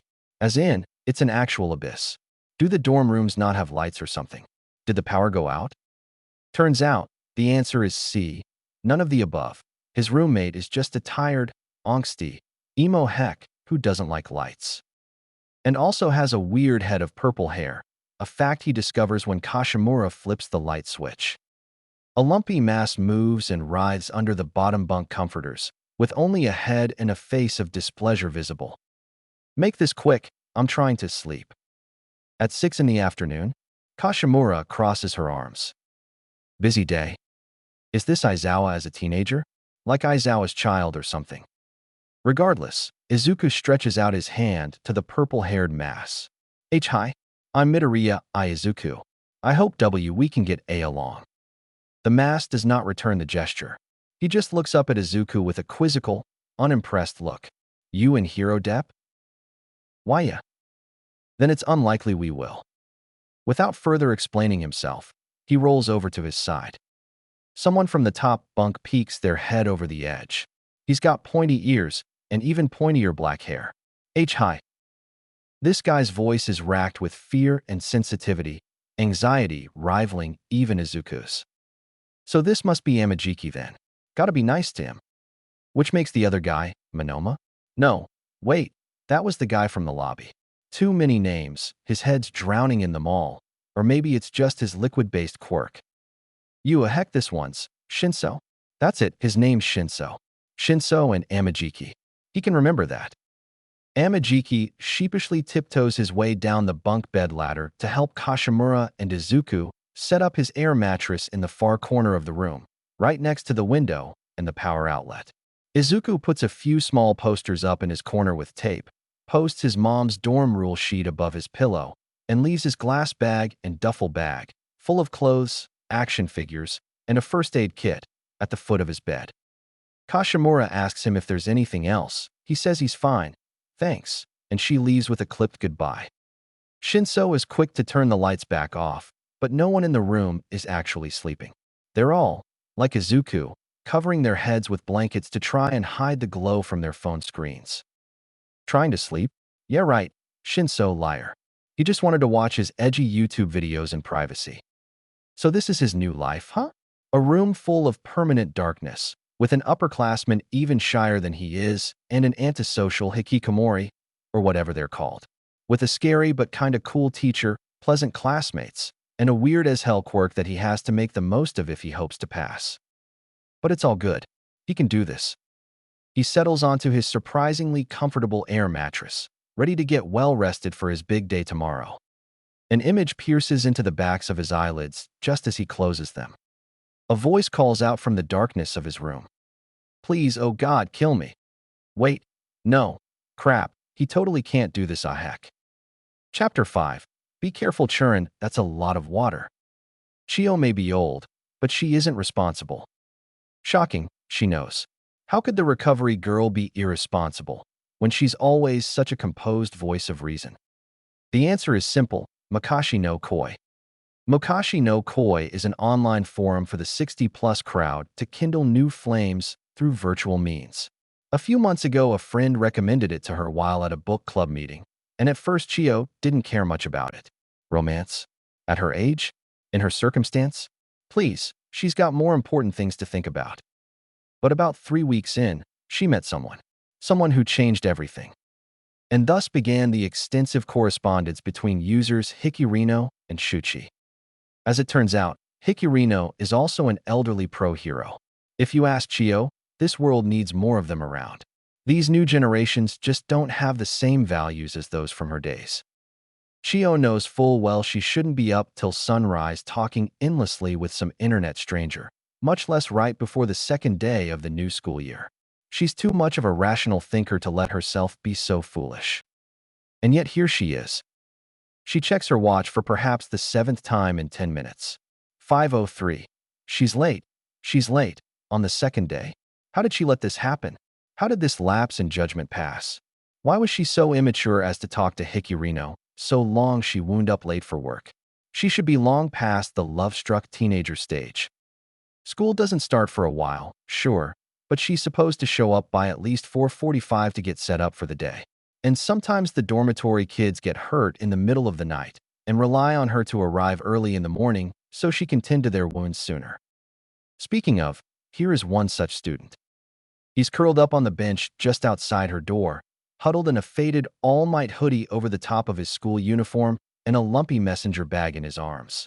The bag has some hero-themed charms and pins. Just at a glance, she can recognize All Might, Best Jeanist, the Wild Wild Pussycats, Hawks, and even herself. She halts her footsteps for a moment to regain her composure, pull herself together, and act like the reasonable, respectable adult she's supposed to be. With a cough, Chio whacks the student on the shoulder with her syringe-shaped cane. He awakens with a jolt, a surprised flash emitting from his hand and summoning a glass of water to his palm. Must be his quirk. It sounds familiar somehow, much like his freckled face and messy green hair. Perhaps she's met him before? He downs the impromptu summon water in a swift gulp. Smacking his lips, he looks up at her. Recovery girl L? In the flesh, Sonny. She puts a confident hand on her hip. What can I do for you this morning? Chio moves towards the door of the nurse's office and works on unlocking it, while the boy lethargically rises to his feet behind her. From the corner of her eye, she can see him pulling a yellow backpack out from under the bench and throwing it over the shoulder not occupied by his other bag. You sure seem prepared, Chio says with a chuckle. Well, I didn't know how long I'd have tea to wait, the boy reasons. Oh, or how long this sixth visit would last. Better safe than sorry, I getcha. Smart. The doorknob clicks and a sliver cracks open. She pushes on the door and it does not resist. Aside from the extra gurneys, IVs, and various surgical tools, her office is pretty standard as far as school infirmaries go. Tiled linoleum floors, clinical lighting, shiny countertops, stiff bed sheets, the whole 9 yards. Yet somehow, this kid remains enamored by it, even going so far as to whip out a tattered notebook and pencil in a quick sketch of the place. Not even trying to hide her humored delight, Chio gestures to the closest bed. Have a seat. I just need to boot up my computer, and then we can get started. The boy, still babbling endlessly through cracked lips about how fascinating her office is, obeys her request. So, I take it you're a first year, says Chio. It's half small talk, half an attempt to get him to quit his chaotic babble. Oh, he folds the notebook over his lap. Yeah, 1A. Oh, right, 1A Shoota's class. Now she remembers why his quirk seemed so familiar. He's the late bloomer they were talking about in the staff meeting yesterday. And come to think of it, he was also the kid who got his foot crushed by the zero-pointer. Tough kid. A bit foolhardy, but tough. Yeah, she'd recognize that nigh-iconic fanboy babble anywhere. It's amazing she didn't recognize it sooner. The computer whirs to life, and while she types in her password, Chio asks, so what brings you in so bright and early? The boy, what did they say his name is again? Gestures to his mouth, his throat, his hands, and his messenger bag. Well, you see, ma'am, it's about it's about my Quirk. Hang on just a moment. Her home screen lights up. A picture of her and her family at Disneyland, all wearing matching mouse ear hats. And she clicks on her filing program. There. What's your name, Sonny? Midoriya, ma'am. She types that in, and lo and behold, his face and file show up. Midoriya Izuku, age 14, class 1A. Here you are. All right, dash. Her chair swivels to face him. Now, tell me what's wrong with your quirk. He swallows hard. I realized something last night. About it. Something kinda important. Well, don't beat around the bush and just say it, Midoriya. We don't have all day, you know. Midoriya cringes and says, sorry, recovery G girl. I think I know of a side effect. To my quirk. All right. Because he's a late bloomer. Those cases are always the messiest. You're not hurt anywhere, are you? Midoriya shakes his head with fervency, hands flailing. And no, I don't, well, sort of. More like in my throat. My throat hurts. Chio quirks her brow. That's it. Well, I'm thirsty, really. I've been like, painfully thirsty since my quirk manifested. The other day. That could count as a side effect. His quirk is liquid-based. He creates cups full of water, 8 or so ounces at a time. Or something to this effect. So perhaps he's getting the water from his own body. It would explain the thirst. But if that were the case, then he'd likely be a lot thirstier than he is now. Possibly dead, even, if he's been using his quirk a lot. And if the clanks of glass coming from his bag is anything to judge by, then he probably has. So it's just a normal side effect then. His quirk gives him potentially unquenchable thirst. She asks him a slew of related questions about his quirk, its manifestation, how it makes him feel, and how he's feeling right now. Chio gives him some chapstick for his cracked lips, and they run a few tests with what they have on hand. About 40 minutes in, and this is what they've discovered. 1. The water does not come from his body. 2. They don't know where the water comes from. Or the glass, for that matter. 3. His quirk, drink service, has the side effect of inhibiting his body's ability to hydrate and retain hydration. 4. This, however, only applies to oral hydration. Intravenous hydration works just fine. 5. So to solve this, They'll need to keep him hydrated with frequent and daily use of IVs. 6. Midoriya Izuku is scarily tolerant with needles. That last one isn't about his quirk, per se. She just found it odd how relaxed he was when she injected the 4. He didn't flinch, didn't squirm, didn't even protest. She isn't complaining, of course. It's always nice to have such a compliant patient. It's just odd, is all. To satiate her confusion, Chio spares a quick glance at his medical records once she's gotten an 4 into his arm. Maybe he's got a history with injections to explain his desensitization. Huh, well that's unpleasant. In his file he's got broken bones, third-degree burns, scrapes, cuts, bruises, and just about any other wound that would warrant a hospital visit. 19 trips to the ER in the last 7 years. He has no health conditions to excuse this. The only explanation she has are the incident reports detailing extreme clumsiness. This certainly explains his familiarity with pain, but it doesn't explain why. In all her years of hero work, she's learned to trust her gut, and right now her gut tells her this isn't extreme clumsiness. Midoriya, she asks. Why yes, our recovery girl. He looks helpless and ill as he is, laying on the bed with an 4 running into his arm, but the weak quiver in his voice, though not as severe as before, only accentuates this. It all makes sense. The medical records, the flighty personality, the nervous stammer and his constant fidgeting, the way his eyes always dart towards the exits, probably without him even realizing it. How he carries himself in a way that makes him seem smaller than he is. As disconcerting as it is to think about it, someone, has hurt him. She opens her mouth to ask, to scream, to cry into the heavens how wrong it is for someone so young to hurt so much. But she closes it again. Prying will only push him away. He passes his injuries off as clumsiness for a reason. So instead of asking for details, Chio says instead, I think it would be a good idea to show you how to inject in 4. Oh, really? Well, I can't have you constantly coming into my office whenever you're thirsty, she continues, like she isn't bothered at all by the epiphany she's just had. I won't always be around to give you an 4 when you need one, you know. And it seems like the only thing that will hydrate you efficiently thanks to your quirk is intravenous therapy.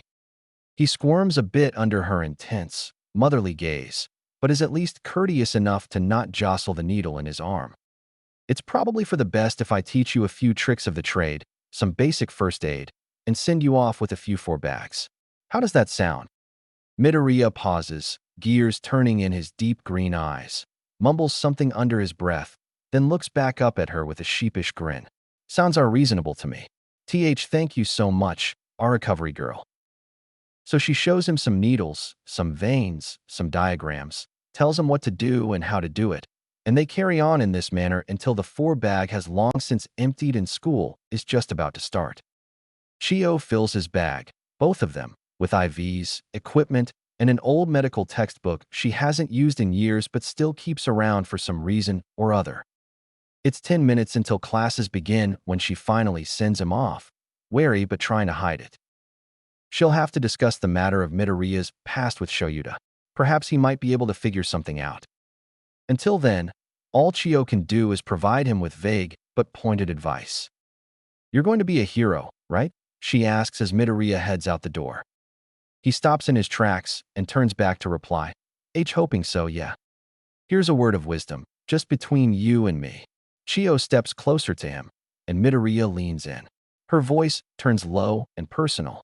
Any old hero knows how to help people, but it takes a good hero to help themselves. Midoriya is frozen, expression indicating he's not sure how to take what she just said. His eyes well up with confusion and intrigue, tossing her words around in his head and dissecting them under as much scrutiny as a kid his age can muster. She laughs at his reaction, but not maliciously, and gives him a pat on the shoulder to send him on his way. Chio knows something's wrong with Midoriya, and she'll have to tread carefully if she wants to figure out what. But hopefully until then she can subtly help him protect himself. Hopefully that will be enough. Chapter 6. I have writer's block 2, Electric Boogaloo. Attention UA staff. This morning when I headed in for work, I encountered a student Midoriya Izuku, the late bloomer mentioned in our recent staff meeting. camped out front my office waiting for treatment.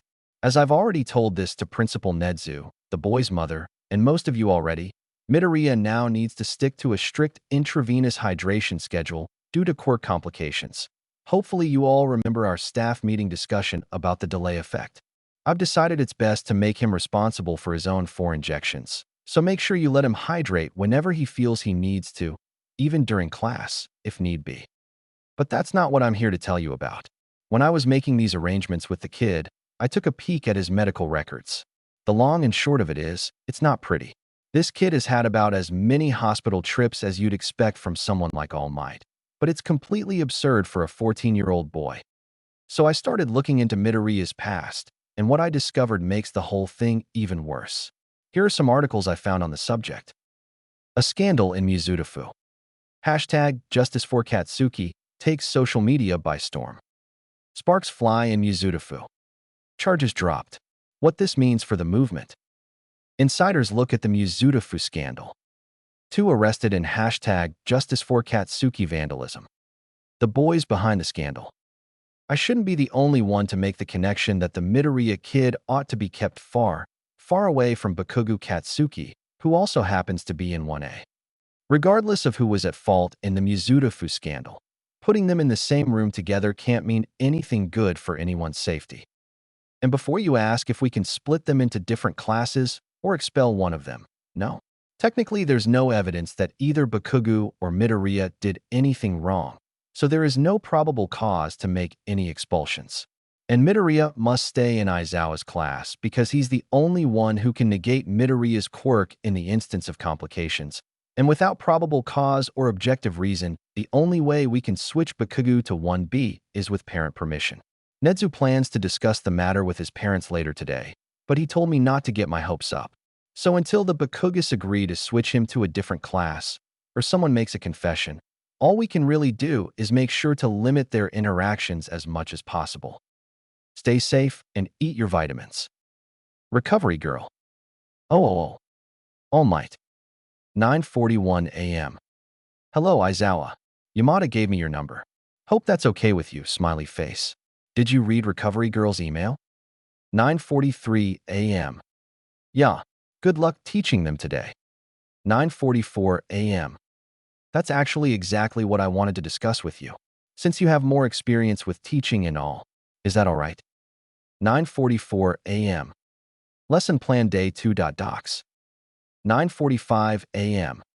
If you could look it over for me and give me some tips in light of Recovery Girl's email, as in, how to accommodate around young Midoriya and young Bakuga's relationship, that would be really great. Smiley face. 10:03 a.m. Okay. 10:15 a.m. This is a bit advanced for the second day of school. 10:15 a.m. Asterisk school. 10:16 a.m. Do you think it's too much? Should I change it to something easier? 10:17 a.m. Too late now, you're teaching in a few hours. 10:18 a.m. So what should I do? Any advice? 10:20 a.m. Why they made you a teacher is beyond me. 10:21 a.m. But from the looks of it, you shouldn't randomize their teams. You run the risk of Midoriya and Bakugo fighting each other. 10:21 a.m. Excellent thinking, Aizawa. I'll assign groups. Thank you so much for your help, smiley face. 10:30 a.m. Whatever. 10:31 a.m. Just don't try too hard. 10:31 a.m. How do you mean? 10:32 a.m. Your hero complex is an asset, sure, but I've met these kids. Trying to force answers out of them would only push them away. 10:32 a.m. Midoriya especially. 10:33 a.m. You're absolutely right. I'll make sure to be subtle. 10:39 a.m. You? Subtle? Hilarious. Oh. Dress to impress. That's what costumes are all about, right? You gotta look the part. So why does look like the exact opposite of the part? Dear God, he's a mess. Stupid green mask that makes him look more like a rabbit than a hero. Couldn't even part with his red shoes despite how much they clash with the green. Stupid white gloves. Stupid white accents. Stupid. Maybe if he didn't wear the mask and just kinda let it flop behind him like a hood, he'd look less stupid. As much as he hates to alter something his mother made with love, he might have to cut it off later tonight. And as much as it clashes with the rest of his outfits, the shoes are staying. Izuku without his bright red shoes is like Bakugu without a scowl. Unnatural and disconcerting. Well, sometimes he wears flip-flops, but those are usually red too. What's with him and red shoes? Damn, how did he not realize before now that the red-green color scheme makes him look like a strawberry? The freckles don't help. Dear God, that'll be his superhero name, won't it? The strawberry. Oh, doesn't that just strike fear into the hearts of evildoers? Wait, it has to be drink-related because of his quirk. So strawberry smoothie then. Bam. Even worse. Trashiest superhero name to exist, and considering how Wash is the name of a bona fide hero, that's saying something. Mid-lecture, Izuku pulls down his hood, and the musty battle center air wafts up in his face. It's cool, if a bit stale, and is a welcome break from the stuffiness of his cloth mask. Thank God he doesn't look like quite as much of a dork. Uraraka leans in for a whisper. Ooh, changing the look last minute, huh? Looking sharp. She gives him a thumbs up. Why you think so, oh? His smile is wide but cracked and uneven. It dash. SHHHHH. Ida hisses. All Might is speaking. Oh crap, did Izuku just neglect to listen to what the literal All Might has to say? The literal All Might who's teaching him, and has his face plastered all over just about everything Izuku owns? Dear God have mercy. Teams of two, heroes versus villains style, All Might says, punctuating his sentence with a manly pose. Izuku catches a glimpse of Kirishima, shedding an equally manly tear in response. So ahem, here are the teams. All Might whips out a piece of paper from seemingly nowhere and unfolds it to read what's written on it. Team A is Kirishima and Mineta.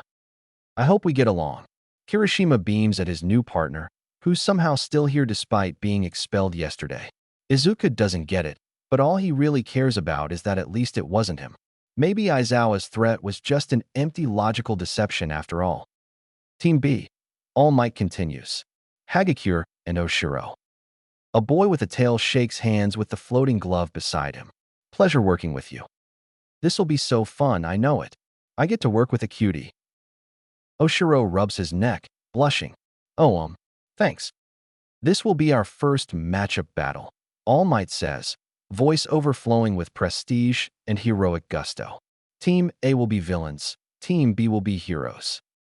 Groans and cheers come from their respective teams, and All Might carries on listing the rest of the matchups. Every time their teacher brings up a new team and new names, Izuku's heart jolts with anticipation. Well, not so much a jolt as it is a kickflip while riding a pogo stick only to land face first into a banana cream pie. Because at any moment, his childhood idol and hero could say his name aloud. His name, Izuku. The word Midoriya could come out of literal All Might's mouth any minute, and just the idea alone is enough to get Izuku swooning with a heart attack. By the time All Might's made his way through the list, the matchups look something like this. Fight 1 equals Kirishima, Mineta, villains, versus Hagakure, Oshiro, heroes. Fight 2 equals Kuda, Tokoyami, villains, versus Azui, Aoyama, heroes. Fight 3 equals Shuji, Sato, villains, versus Yaoyorozu, Jeru, heroes. Fight 4 equals Midoriya, Kaminari, villains, versus Todoroki, Ashido, heroes. Fight 5 equals Ida, Uraraka, villains, versus Bakugu, Siro, heroes. Phew. Thank God he's not fighting his friends. Or Bakugu. A shudder runs down Izuku's spine at the thought of having to face off against Bakugu. The universe must be smiling upon him today. Which is odd, because this is the same universe that usually tries to shove him and Bakugu into as many precarious situations as possible just because it likes watching Izuku suffer. But, not like he's going to look a gift horse in the mouth. Heyy, Izuku stammers. You're Kakaminari, right? The boy with the electric hair from yesterday smiles at him. Yep, and you must be Midoriya? That's me. Do you know who we're fighting? See Candy Stripe over there, chatting up with the pink girl? Midoriya nods. Those are our opponents. See cool. Not cool. Kaminari disagrees, shaking his head somberly. Not cool at all, dude. Do you know how insane, overpowered Candy Stripe is? Todoroki, why you mean? Kaminari waves it off. Whatever, sure. But his dad is Endeavor. Izuku's heart stops. Endeavor? That kid's father is the #2 hero. He got in on recommendations, didn't he? You bet he did. So he's probably hella jacked, if you know what I mean. I haven't spoken to him yet, but he probably has some kind of fire quirk. Huh. Well, that's actually pretty convenient. If Izuku plays his cards right. His quirk creates water, which douses fires. Now Izuku just has to play his cards right. And Aishido? Oh, she and I are like best buds already, Kaminari says with a flashy smile. The kind of smile you'd expect of a TV personality or a pop idol or something. Cocky, confident, but wholesome. She's pretty awesome. Her quirk creates acid. And what's your quirk? All the way to the battle analysis room, Kaminari and Izuku exchange facts about their quirks, advantages, disadvantages, possible strategies. It's just like with Azui. Instead of putting him down for his talkativeness and passion, Kaminari is actually encouraging him and listening and taking his advice to heart. And by the time the first fight declares a winner, the villain team, but it was a really close call, they already have the makings of a halfway decent plan. Things are going smoothly. Great. Looking over, it seems Ida and Uraraka, who somehow lucked out enough to get grouped together, are thinking along the same lines and have taken to strategizing as well. Unfortunately for Bakugu's partner, Shiro, Bakugu isn't big on sharing. Planning, sure. Angry talk and abrasiveness aside, Bakugu's a genius strategist. He just tends to take the whole lone wolf thing a bit too far. But speaking of Bakugu, he's going to see Izuku's quirk, isn't he? On the big screen, like everyone else. In glorious high-res 1080p. Hopefully the camera will at least get his good side. Can a strawberry have a good side? Not that it should be a problem, though. It's just a quirk. He can explain to him how no, he wasn't lying or hiding it from him this whole time. He's just a seriously late bloomer. And he can tell Bakugu that no, this doesn't disrupt the hierarchy and Izuku's quirk is too stupid to even compete with him. Somehow, Izuku gets the feeling Bakugu still won't take to the news well. The realization sets off an uncomfortable feeling in Izuku's gut, and throughout the next few fights he can't quite seem to shake it. Everyone watches in awe as Tokoyami's dark shadow dominates the fight in Battle 2, and as Yaoyorozu and Jiru work in tandem to capture their enemies in Battle 3. They're all talking and going on about analysis in the aftermath of each battle, praising those involved with constructive critique. Izuku should be blabbering on with them. Analysis is his passion, this should be his bread and butter. But for some reason, his heart just doesn't seem to be fully in it. Which is bad, because Kaminari is counting on him, and if he doesn't perform at his best, then All Might will be disappointed, and his classmates will hate him, and Bakugu will turn them all against him, and they'll fail him on the spot, and then he'll have to go to a different high school, because he's just not what they're looking for. Hey, Izukin, comes a familiar nasally voice and a hand on his shoulder. You'll be fine, Ribbit. Oh, Azui, I didn't see you there. Sorry. She shrugs. Ribbit, I overheard what you were mumbling to yourself, and I'm sure you've got nothing to worry about. Damn, he was thinking out loud again, wasn't he? Thanks, Azui. I needed that. No problem, Izukin. And please, my friends call me Tsukin Ribbit. Ayayowa. She wants him to call her by a nickname? Does this mean they're friends? He was worried this would happen when she called him Izukin yesterday, but oh good, this is too fast. He'll mess up. He knows he will. After this fight, she'll realize how pathetic he is and then never want to associate with him again, and go from calling him Izukin to Deku, and probably worse names. But she's so disillusioned right now, and she wants him to call her Tsukin even though that'd be taking advantage of her good nature. Frick frack god freaking Aia, abort. Kaminari is snapping his fingers in front of Izuku's face. Oi, Earth to Midoriya. Come on, we gotta get set up. Villain team, remember? Oh, why yeah, sorry, just sorta spaced out. It's fine, man. Just don't let it happen during the fight, okay? Sure. Promise. Their team gets sent off to a rather standard office-looking building and are given a few minutes head start to get ready. But it's not until he and Kaminari finally make it to the battle building and into a room with a fake nuke, going over the details of their evil plan, that Izuku finally realizes something. Something important. Wait. We're the villains. Chapter 7. A Quirk? In My Deku? It's more likely than you think. Where the hell are they? Your guess is as good as mine, says the pink girl at his side. We've checked this whole battlefield up and down like, what, 3 times already?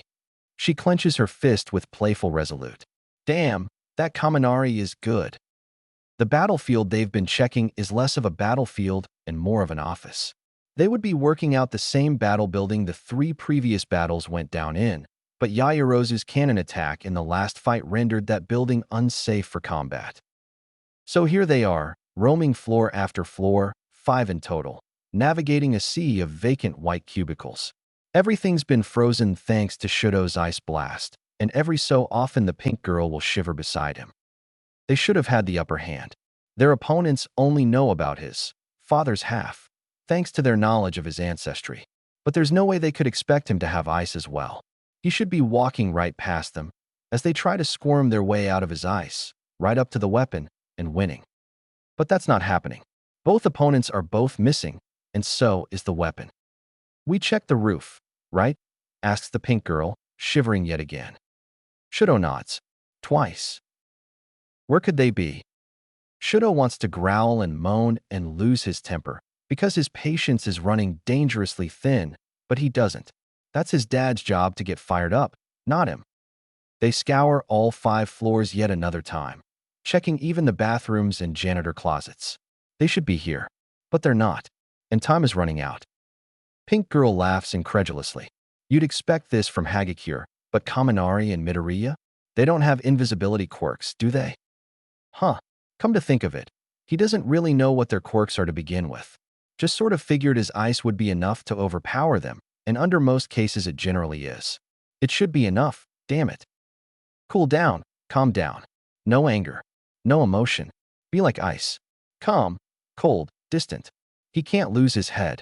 Stay rational. Think this through rationally. There's about 3 minutes left on the clock. 3 minutes to find out where the hell those 2 went and claim the nuke. Time is ticking. Work fast. What are their quirks, anyway? Pink huffs. You seriously didn't hear my pre-battle debrief? I was talking about their quirks for like 10 whole minutes before we got here. Shudo shakes his head, feeling a bit stupid. No, I didn't. Tell me again. She huffs with a scowl, but it's not serious. Somehow Shudo gets the feeling she couldn't be serious even if she wanted to. Well, we're up against Kaminari Denki and Midoriya Izuku. Kaminari is super cool. He's basically Pikachu. Shudo cocks his head. Pikachu? Don't tell me you don't. Oh god, you don't know what Pikachu is. Oh buoy, okay. She pauses. So Kaminari's quirk lets him like, discharge electricity. Or something like that. And the other one? Midoriya? He was the one passing out glasses of water yesterday. I think he mentioned he doesn't have total control over the temperature, and he's a bit jittery, but an absolute sweetheart. I didn't think he'd be giving us this much trouble. Guess I underestimated him. Wait, now hold on. How does someone who can only summon glasses of water, how did he get into UA? Is the bar set that low? One thing's for sure.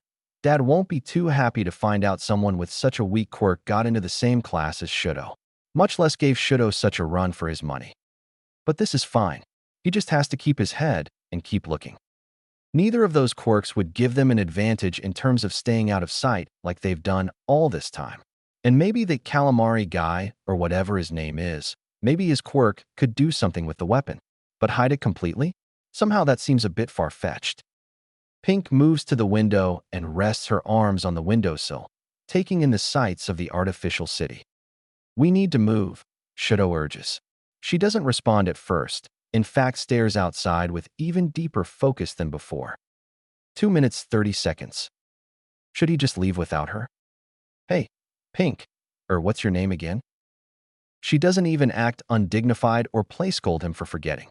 With extremely slow movements, painfully slow, she reaches up to the window latch and unlocks it. Shudo steps towards her. What are you, Dash? She shushes him and beckons him closer. There's a manic smile on her face. She's pointing outside. What could she possibly be? Oh. Seems they both underestimated the enemy. A boy with green hair and a boy with yellow hair are dangling from the next windowsill over, holding tight for dear life. What are their names again? Silent, still, their only movement coming from the occasional gust of wind swaying their frames about. 2 minutes. There's not enough time to be quiet about this. If they had a few more minutes, maybe stealth would be a good plan, but there are 120 seconds left on the clock. They need to move fast. Shudo flings the window open, with Pink scoffing behind him. Both villains raise their heads in surprise. Crap. Location compromised, shouts Yellow. He presses himself into the wall as Green summons and throws a glass at them. It misses Pink's face by just a few inches. Oh, so not cool. Pink retaliates with an acid slick in Green's direction. Both villains dodge. Shudo jumps out the window, using his ice as a ramp. Yellow cusses loudly. Both thrust themselves into the window they were hanging from. Shudo follows them in. Pink jumps onto the ramp and follows after him. Now they're back on one of the cubicle levels. Yellow shoots stray lightning behind his back. Green chucks glasses over his shoulder. Shudo and Pink dodge.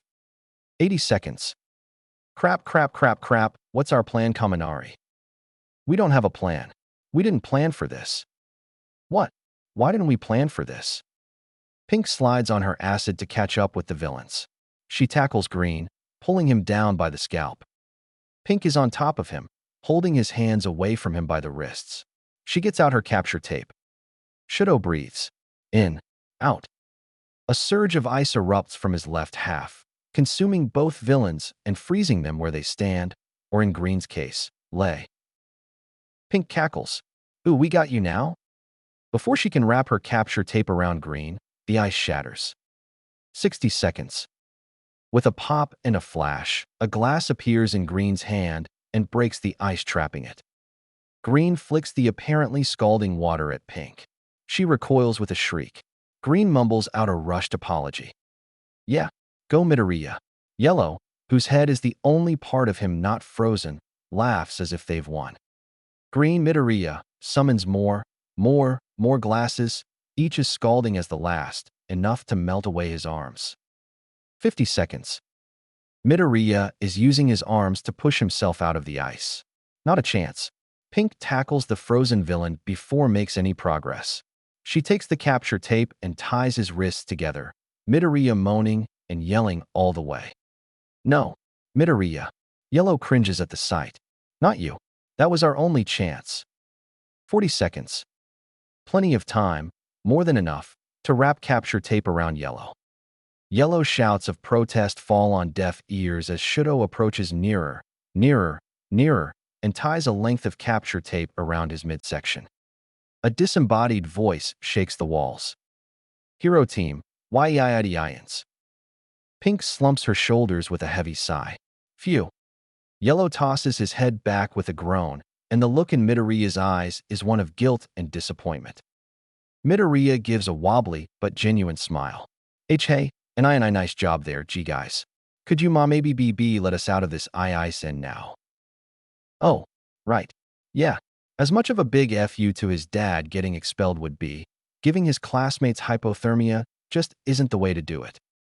Shudo wordlessly reaches his hand down to the ice, causing steam to rise as it all shrinks away. Pink, Yellow, and Midoriya all look on in awe, all frozen in place even though all the ice is gone. What? Yellow, shivering like a leaf, says, dude, hot and cold. That's insane. Oh. So, let's start with the heroes. Who can tell me what Todoroki and Ishido did right? Asks All Might, literal, bona fide All Might in the actual flesh. Izuku knows he should be more worked up about his lifelong hero standing right before him, teaching him, talking about him, and critiquing his successes and failures. But he's, what? Too cold? Yeah, too cold and a bit too shaken up to really care as much as he normally would. It's a good thing, actually, because if he were in his right mind, then Izuku would be having 5 simultaneous heart attacks to have All Might. Actual All Might, can you believe it? reviewing his work. Hopefully the novelty fades before they start getting homework. Izuku can't afford to have a stroke every time he turns something in. Granted, he already does, but that's neither here nor there. Ida raises his hand. All Might calls on him. Sir, Todoroki and Ishido both work together to capture their opponents and manage to think outside the box soon enough to find them. They were thorough in their sweeps of the building and captured the villains with time to spare. He only puts his hand down once he was finished speaking. All Might nods with a grin. Specifically, grin number 4133, satisfaction at someone else's triumph. Very good, Ida, All Might says. Now, who can tell me what the hero team could have done better on? Ida's hand shoots up again. All Might displays grin number 1119, pleased but slightly frustrated with the youth's tenacity. Maybe someone who hasn't spoken yet? How about you there? Tokoyami, what do you think the hero team could have improved on? The kid with the bird head, Tokoyami, seems a bit stunned at being called out, but slips into a conversational tone to say, they could have had more teamwork. How so? Todoroki seemed to really take the show, leaving Ishido to simper in the shadows of his actions. Tokoyami goes on to say, brooding and melodramatic as ever. Though we had no access to the audio, it didn't appear to be that they were communicating much. Todoroki would act as the beast in his gut called instinct told him, leaving his partner to pick up the pieces in his dust and accommodate around him. Without communication and synchrony, a machine cannot remain cohesive and whole. A beat of silence. Is synchrony even a word? Cyril mutters. All Might clears his throat. Ahem. Well put, Tokoyami. Couldn't say it better myself. He pauses. Now, let's talk about the villain team. Oh god no, here it comes. The panic stroke has finally setting in. He can feel his brain hemorrhaging as they speak, eyes rolling back, heart flatlining. He can see a bright light. He summons a glass of water to his hand and pulls all his nervous energy into it. Calm down, Izuku. Don't faint right in front of All Might. Literally the worst person to have a panic attack in front of. So cool your jets. Yes, Yaoyorozu. Tell us what you think Kaminari and Midoriya did right. All Might grin number 2195, excited and pleased, but hiding something. Seen in just about every fight he's been in for the last 5 years or so. What's All Might hiding? That Izuku did something wrong. Is he secretly disappointed in him and is planning to expel him because of how terrible a student he is? No, that would be grin number 3004, subtle disappointment at someone's failed potential, hidden behind a placating smile. This is just slightly off from that. Most people wouldn't notice the minutiae of number 2195 or number 3004 or even number 5571 and just slate them all together as the All Might smile, but Izuku knows. Because that's just the job of a fanboy, right? It doesn't count as stalking if they're a celebrity you deeply admire, does it? Oh crap, it totally does. Izuku really is a bad guy after all. Heck, maybe he is getting expelled. The idea to hide on the outside of the building was clever, says Yaoyorozu.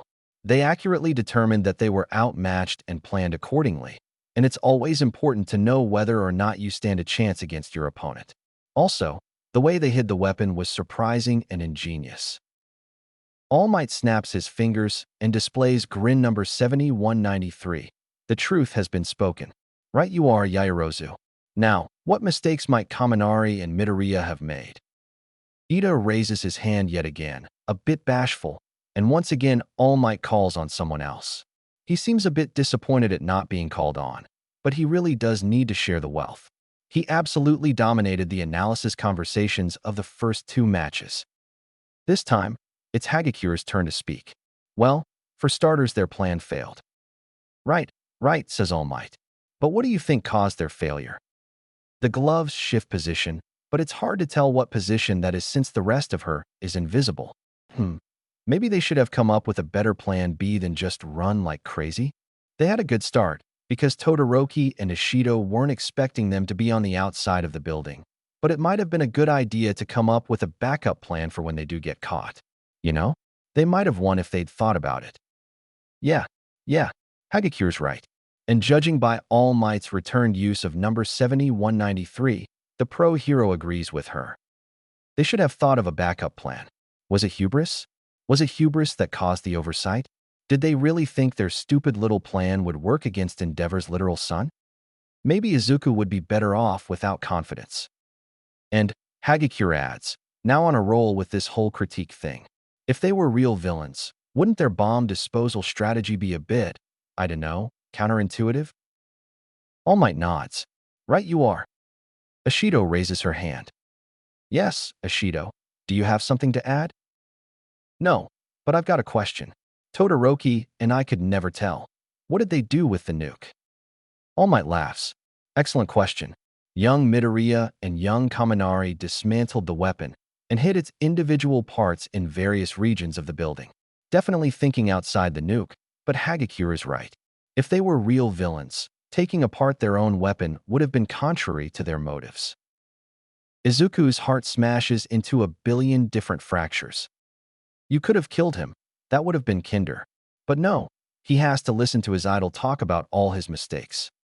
He buries his face into the still damp collar of his hero costume. His stupid, ugly, garish hero costume with the weird colors. His face is blushing, and it probably makes him look more like a strawberry than normal. Just expel him now. There's no way Izuku has it in him to survive 3 years of All Might as a teacher.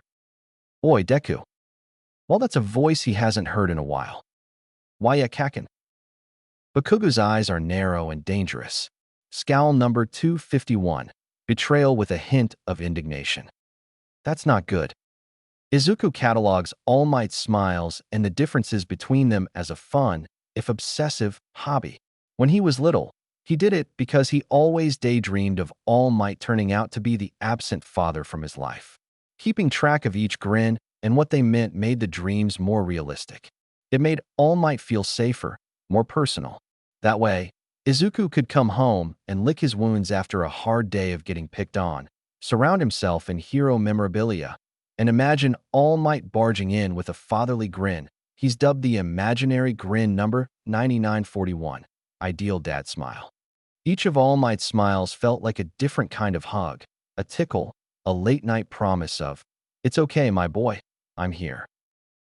Izuku catalogs Bakugo's facial expressions to survive. He takes a half step back. Scowl number 251 hasn't been used in about 7 years and demands a lot of space. Bakugo tenses his fingers into an explosive shape, pushed threateningly into Izuku's face. So you have a quirk, huh? That tone of voice is anything but friendly. I'm a really late BB bloomer, Kakinen. Izuku croaks, waving his hands in front of his face. And my quirk only manifested a few days ago. We swear.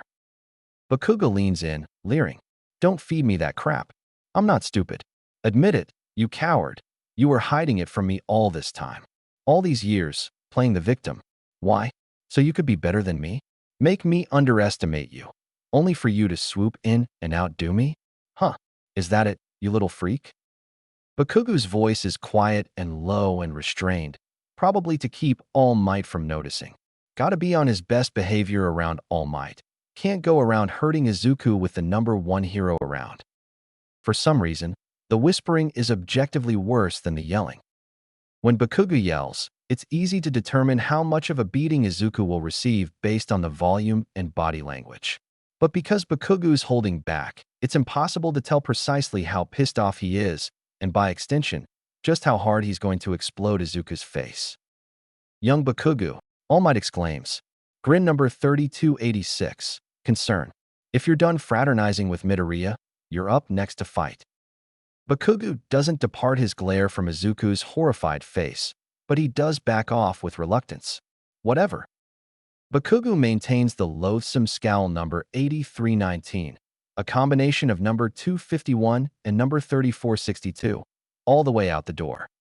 While everyone else would never notice the minutiae of Bakugo's different scowls and grimaces and cocky smirks, Izuku does. And Izuku knows exactly what scowl number 8319 means. Izuku's going to die.